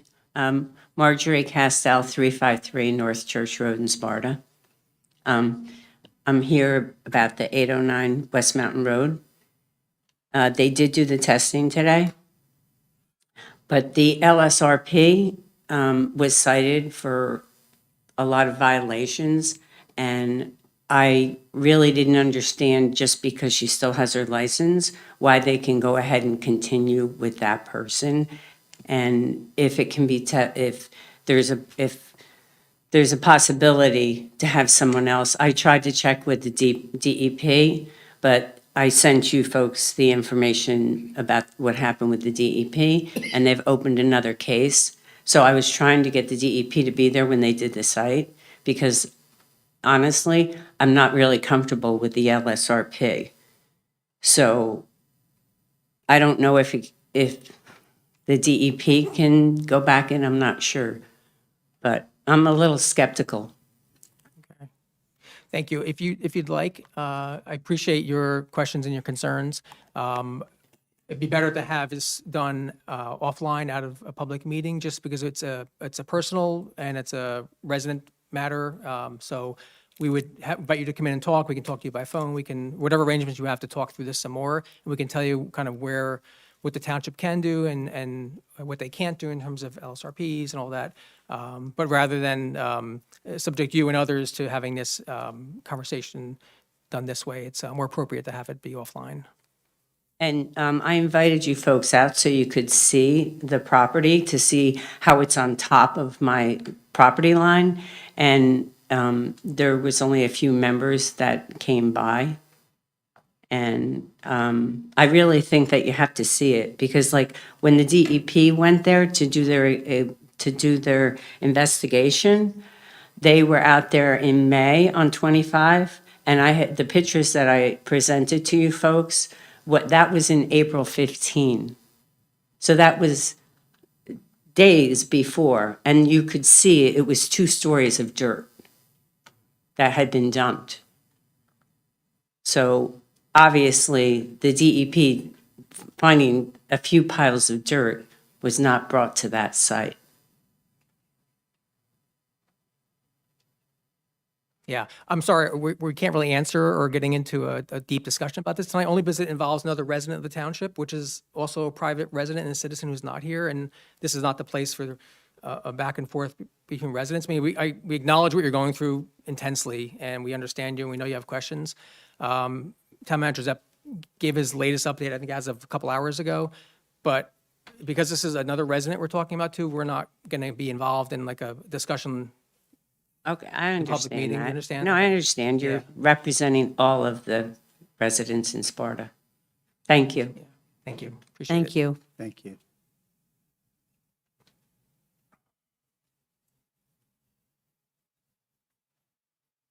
Okay. Seeing no other members from the public, we'll move on to council liaison updates. We can Sure. start at our far left. Councilman Okay. Scott? Business Development meeting, Business Development Committee met on April 23rd. We talked about website development to support economic development in Sparta. The Business Development Committee met on 23rd to discuss the development of municipal economic development, a municipal economic development website focused on promoting Sparta's existing assets and business opportunities. There was unanimous agreement that the website should serve 2 complementary purposes, with a strong emphasis on, 1, increase awareness and support within Sparta.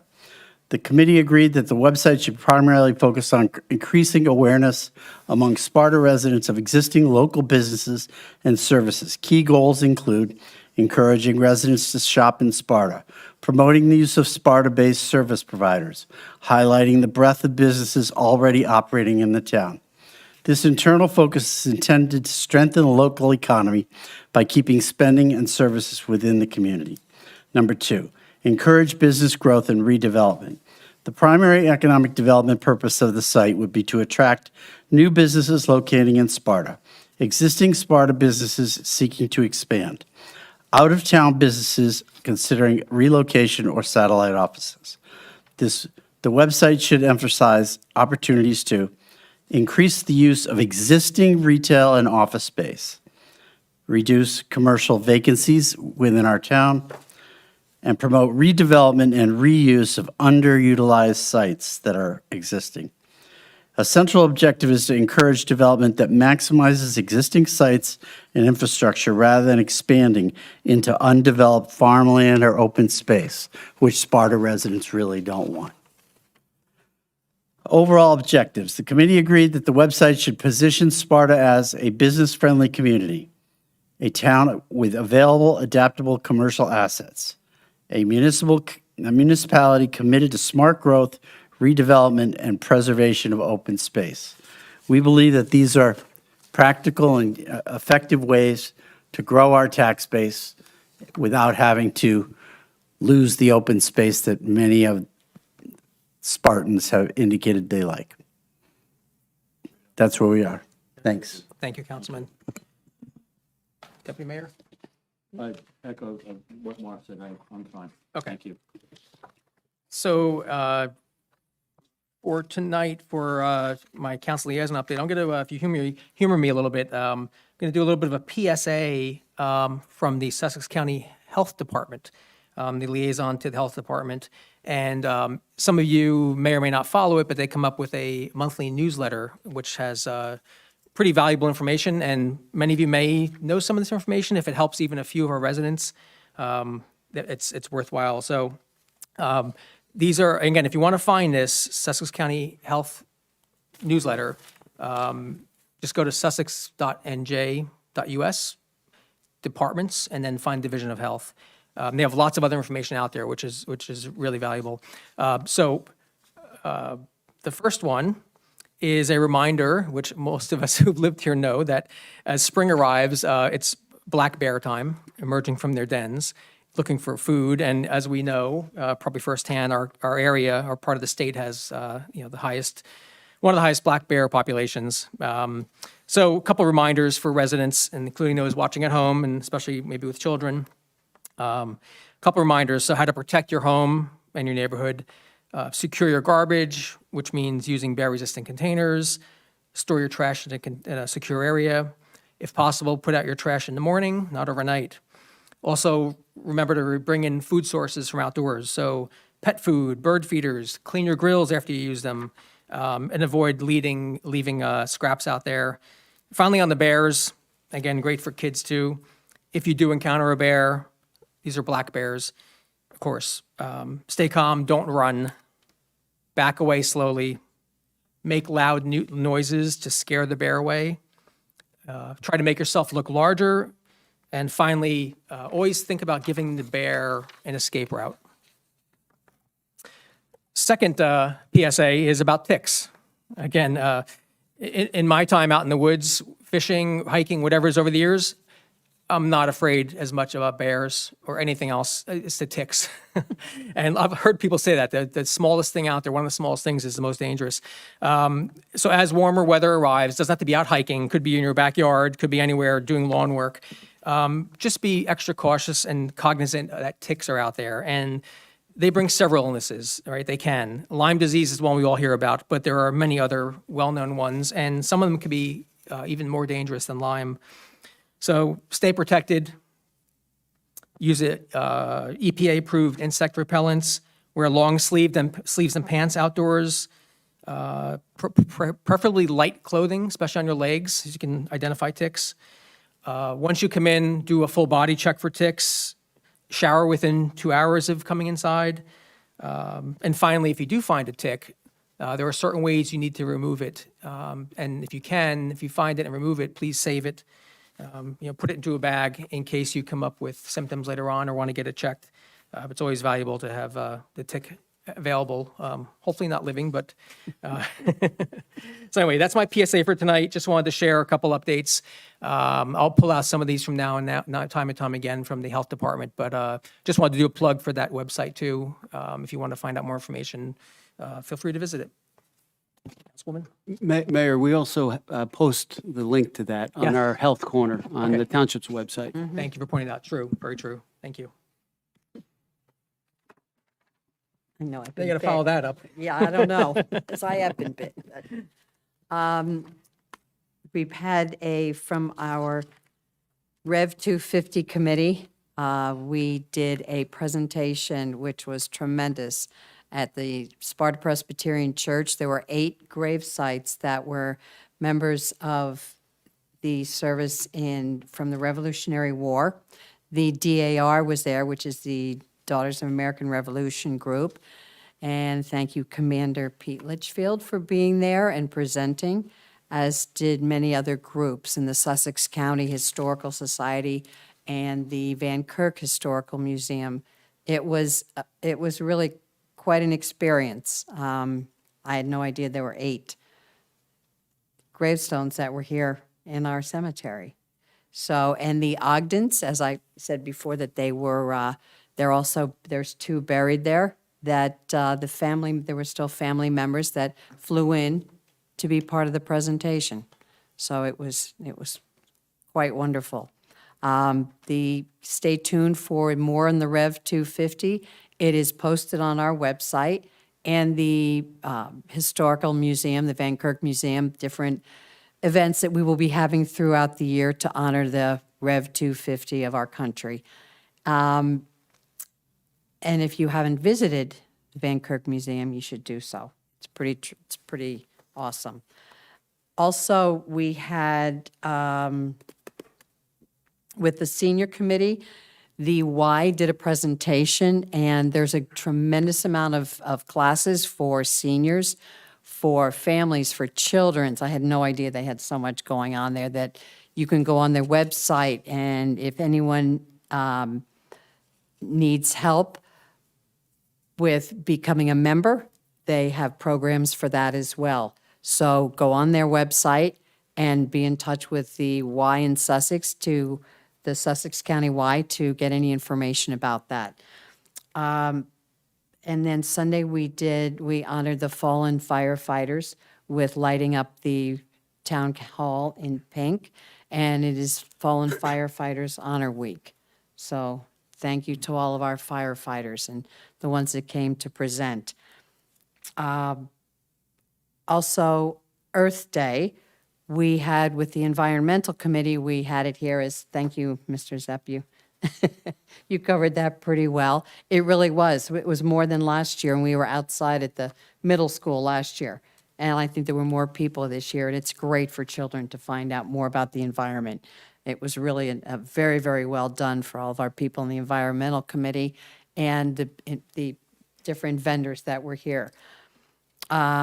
Also, there's going to be a Hike the Glen on June 6th at 9 a.m. It's about a 2.5-mile walk starting at Yonkers Landing, and you can register online on the QR code from the town website or from the Environmental Commission. So that should be if you've never seen the rest of that up there, then please do so. It's absolutely gorgeous.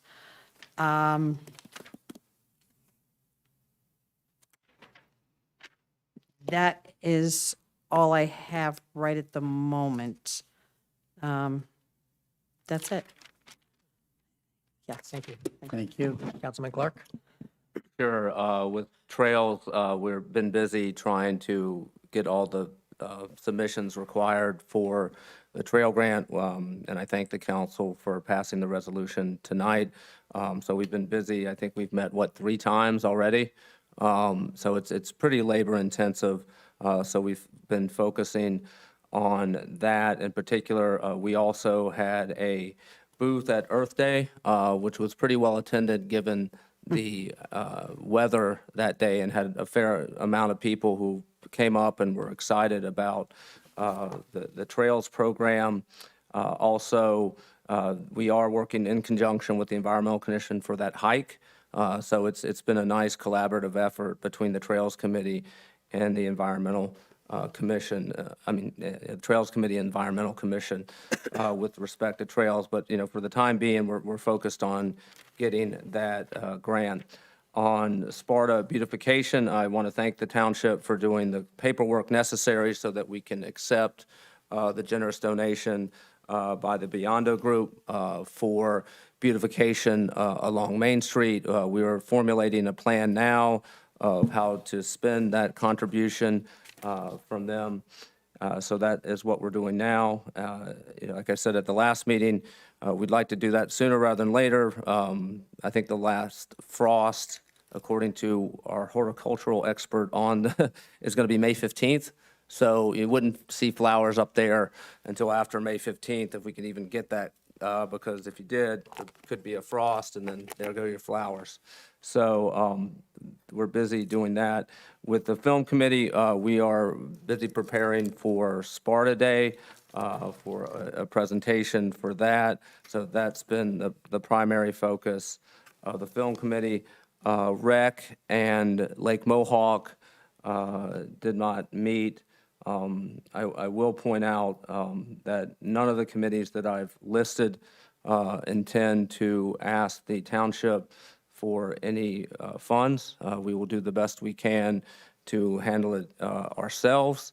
In fact, I went out of my own pocket to pay for the film committee to attend Sparta Day.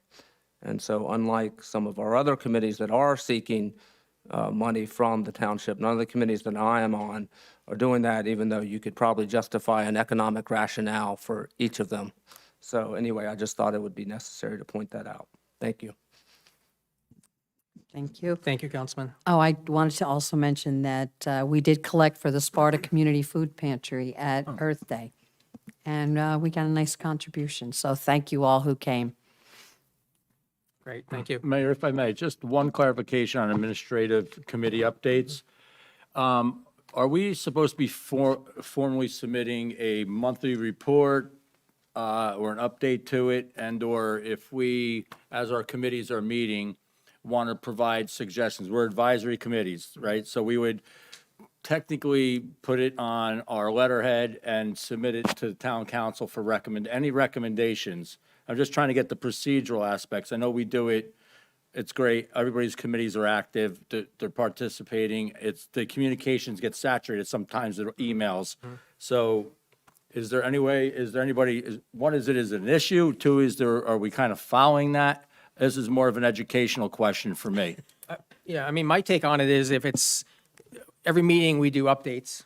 If it's something where it's more of a report, more of a finding, more of a recommendation, that could be both. I would say both, probably. Yeah, so Verbally, but also all maybe. recommendations yeah. or something significant, whether it's something going from the planning board to, like the planning board or zoning board would represent or recommend something to council, they put it on. That would be more formal, yeah. Formal, yeah, okay. Yeah, like the BDC, for instance, just, I would say not every meeting, not even maybe every quarter, but if there's a set of recommendations as an advisory committee, yeah, I would suggest both verbally and then maybe, sending it into the council, and it could be both. All right, thank you. Yeah.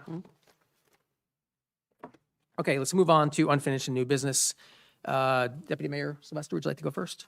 Yes, in light of the earlier conversation, and I was hoping to gain some of your support up here as well.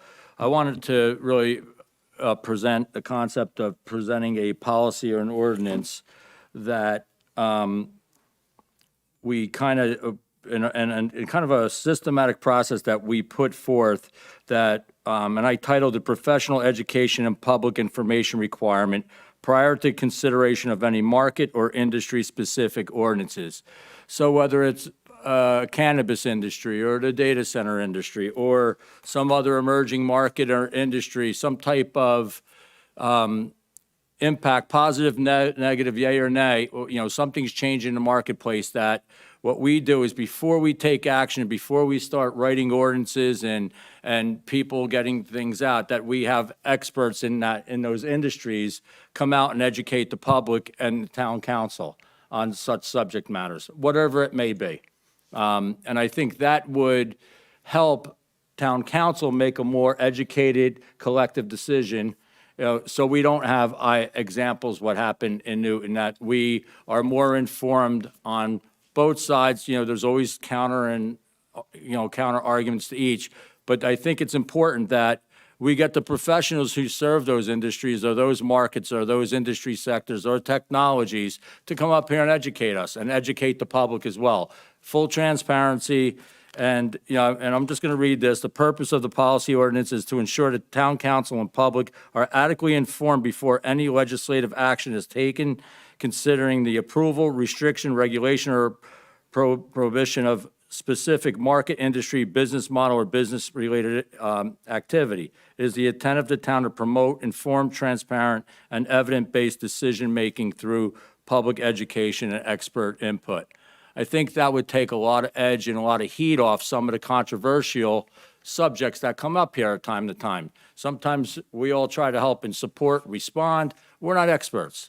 I'm the first one to say, in subject matters that I don't know, but I will seek information. And it's not just going to shoot something on AI or research something that's slanted to what I think I want to hear. I'd like to hear it from the experts and share that with the public before we make the efforts and the expenses and the commitment to writing and presenting ordinances that then, create, coming up here 2-3 times and just create a lot of business traffic, so to speak. So I hope my council members, I think I'll speak with Mr. Dash tomorrow on how I could maybe try to move this forward for future consideration. But I think it's a good first step for all of us to just be a little bit more transparent and educate ourselves and have the public as well join us in that process to make sure we're going to make the right decisions based on facts and information provided by experts. Yeah, I like the idea of more transparency, of course, and more education and content. The other side of it comes to mind is cost, and I'm trying to envision like examples where we might use this, like just trying to get my head around like what kind of ordinances. And then, Jen, not to put the town manager on the spot, but he was looking at our water and sewer department, and we spent, I don't know, how much was that contract we approved to go ahead and have them do this study so we could get more information and facts to consider before we're paying a consultant to do that particular study. I'm not saying going full-blown, having a study on every conversation. What I'm saying is invite those that are experts and acknowledge, whether it's university personnel or industry personnel or technology people, have them come up here and give us a 5-10 minute, the pros and cons of, a certain market or a certain sector. I'm sure they would do it. We could ask, obviously, free of charge, but I think it would just be a really good way of taking the proper steps, as Councilman Clark mentioned earlier, that we're not going to put the cart in front of the horse, and we start passing ordinances with maybe not having all the proper information. Funding, that's a different conversation. It's something that we could further discuss, but I think it's important that I think it would help us all, be better informed to make decisions. That's all. And you think the audience, in your mind, audience would be the town council versus like the master plan subcommittee or the planning board or things like that, or it depends on? It depends where it would fall, right? But I think, for a quick 5-minute introduction, I'm not, having a congressional hearing up here on the subject matter, but just get a professional to come up here and give us a quick 5-minute introduction to, or the pros and cons or the benefits and challenges of whatever markets are, we're going to continue to see as we move forward. So. That's all. I mean, it's a concept. I really want to push it into something more of a policy at the very least, something maybe in ordinance form to kind of filter these things. So when we're ready to hear them and we're ready to present ordinances, we have facts behind them. We're in all agreement or disagreement, but at least we've had open dialogue and we could say, hey, we had fact-based professionals educate us. That's all. I mean, your question kind of raises that, right? I mean, we're not data center experts. We weren't detention center experts. We're not cannabis experts. I'm speaking for myself on that one maybe, but my point's just, let's just be educated. I'd love to learn more before I come up here and just start making emotional decisions here. All right, thank you. Yeah, I think it's a good idea. I think, we'll have to get sort of some parameters around it. For if it's, for example, a use that we've never heard of, that's nowhere found in our land use law, I think that's probably something that we should do.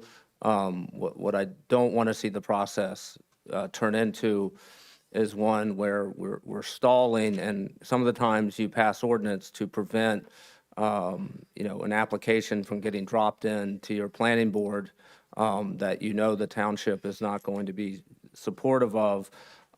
That's a great point. Yeah, so I think. That's a good point. Yeah, so I think, I think there's some parameters on it, but I think it is a good idea and look, you can do this without expenditure. I think it comes to mind when there was issues raised about the Station Park remediation. And so what I did is contact the DEP and the EPA, and you had people who were responsible for that remediation come and educate the public at no charge to the township. We didn't have to go hire a third-party expert on, Superfund remediation, right? We just simply asked the government official to come in and explain it. So there's ways you can do this, but I like where your head is at on this. I think it's a good idea. So kudos to you for bringing it up. Agree. Okay, I'll actually go next. So I'm going to talk about the 2026 Outstanding Older American Award.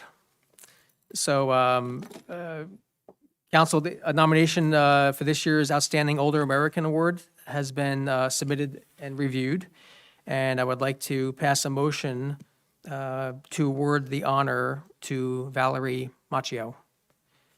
So may I please have a motion?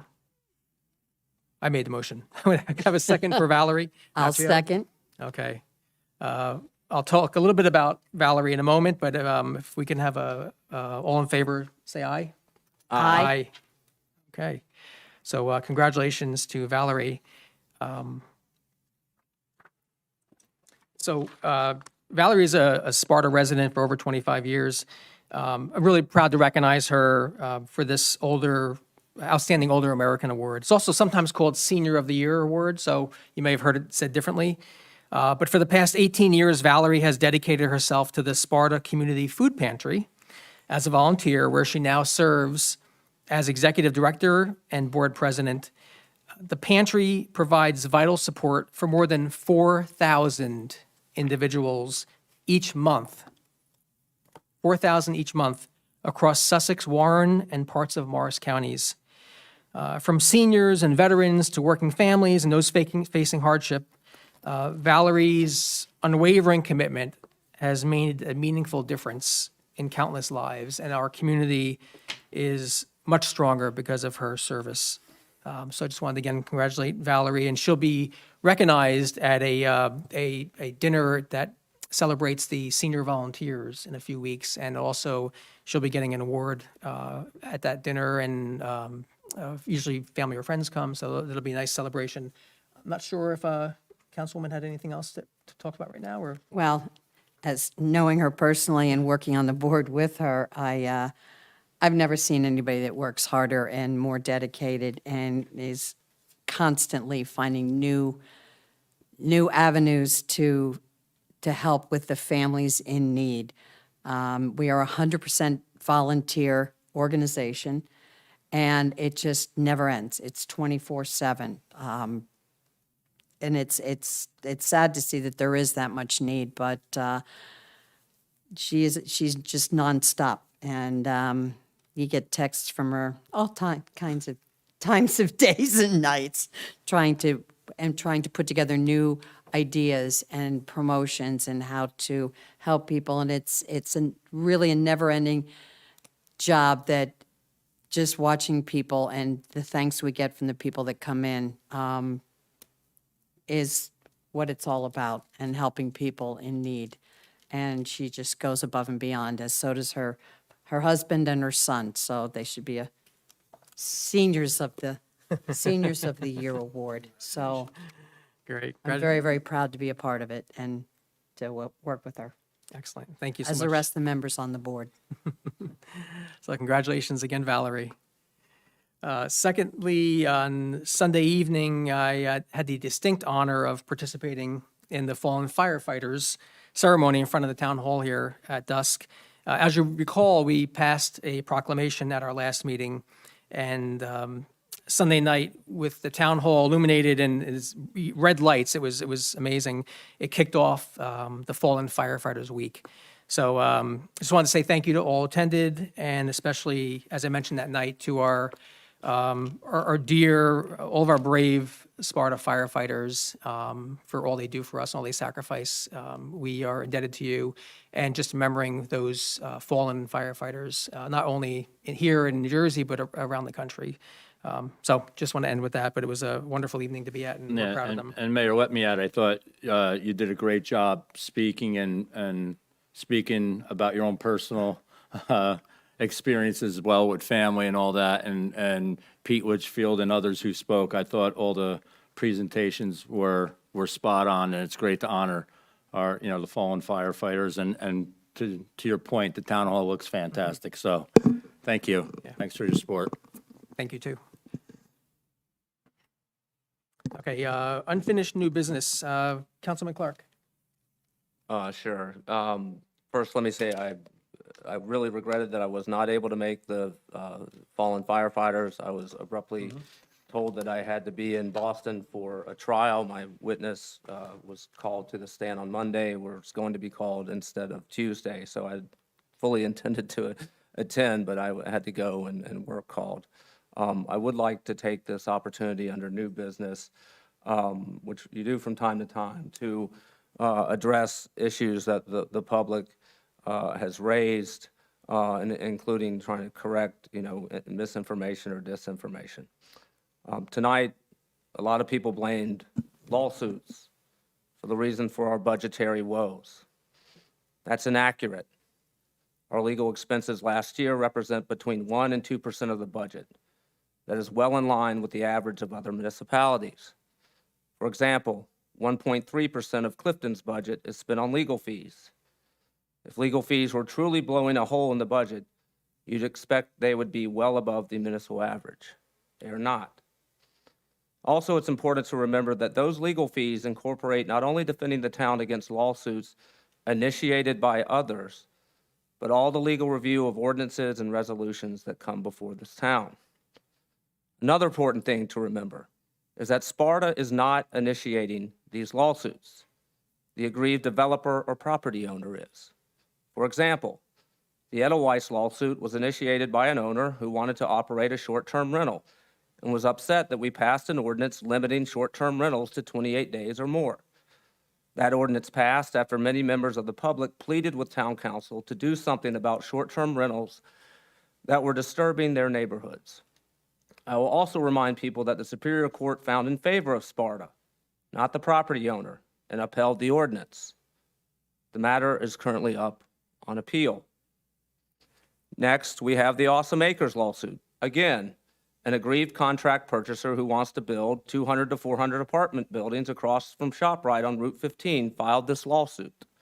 That lawsuit followed on the heels of an ordinance that limited land uses in the zone to agricultural and outdoor recreation following overwhelming public complaints about traffic and accidents along the Route 15 corridor which runs through that zone. Again, it was this town council following through on the will of the people that got us sued. And again, like in the short-term rental case, the Superior Court found in favor of Sparta and against the contract purchaser. The contract purchaser is appealing that ruling.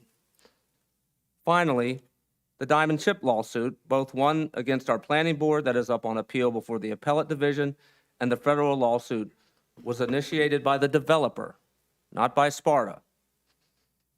And so for those of you counting at home, that's 3 lawsuits and 3-0 that Sparta is undefeated in.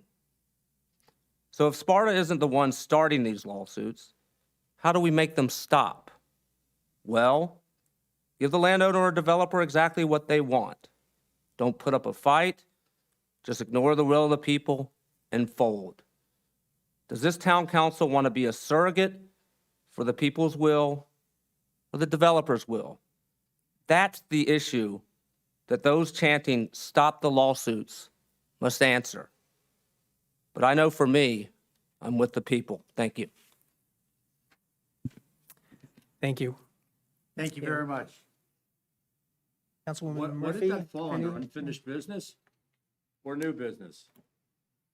I'm just curious, because I would like to speak on other things, but I thought it's about unfinished business. I know, I'm not being snide, or I appreciate Councilman Clark's comments, but, I mean, what did that tie back to? We're not supposed to be, I mean, was that just to give a legal update on unfinished business, I would gather? What would that fall under? New business or unfinished But business what's to the new address an issue that has been raised. So I think that it's been past practice to, if there's an issue that has been raised, either by the public or is new business, you use the opportunity to do so. I Yeah, think and I understand that, but I would love to speak, and not rebut, but I would provide fact-based, and I guess it's gonna come out in the budget on how legal fees have a snowball, how legal defenses, whether they're brought to us or not, and we initiate them or we're defending them, they have a diminished return on investment after a certain point. And what does a victory or what does a win look like?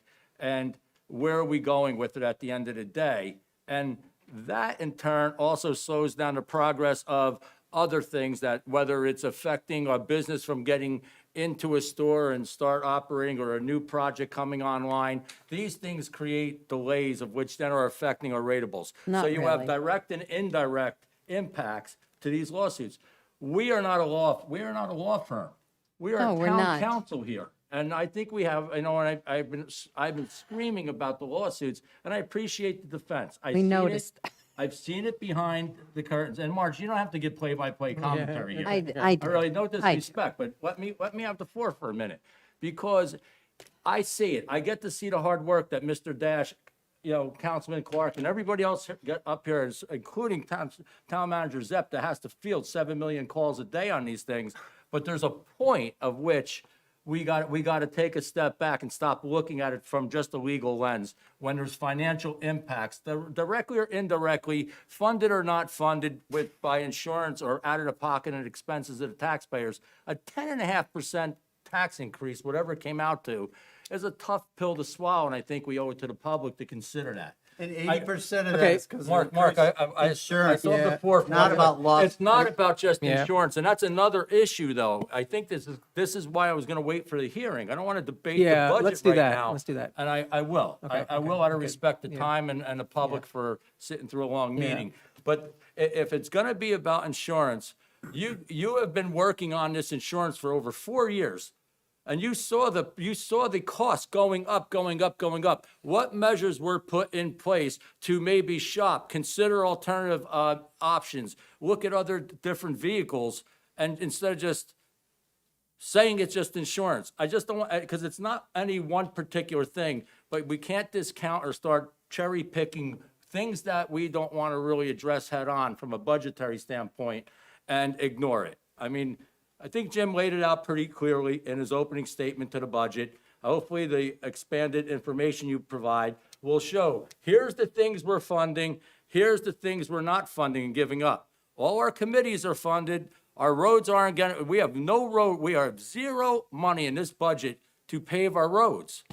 But yet, We can leave a lot of this for the hearing. and that's where I'm gonna end it. I Okay, just yeah. stay tuned for this budget. I'm gonna ask the public to please pay attention to this. It's very important. And there's a combination of a lot of things colliding. Some directly inflicted, some circumstance, but I think we need to just have open dialogue. Come the 28th, I think, is when the hearing's gonna be, right? Yeah. So, that's all. Thank you. Yeah, I think let's see. Yeah, I'm sure we'll talk more about this during the hearing. And, Yeah, thanks. some things I personally agree with, some things I don't, but let's leave it. I'll let it sit for now. Yeah, okay. Did you have any new business? No. Unfinished business? Okay, and Councilman Scott, did you have any new or unfinished business? Nope, Okay, I'll save it for November. okay. November. What's in November? Election. How about the hearing? Okay, I maybe the hearing. Okay, so on that note, just protect yourselves from the bears and ticks. I'll leave it at that. And may I have a motion to adjourn, please? So moved.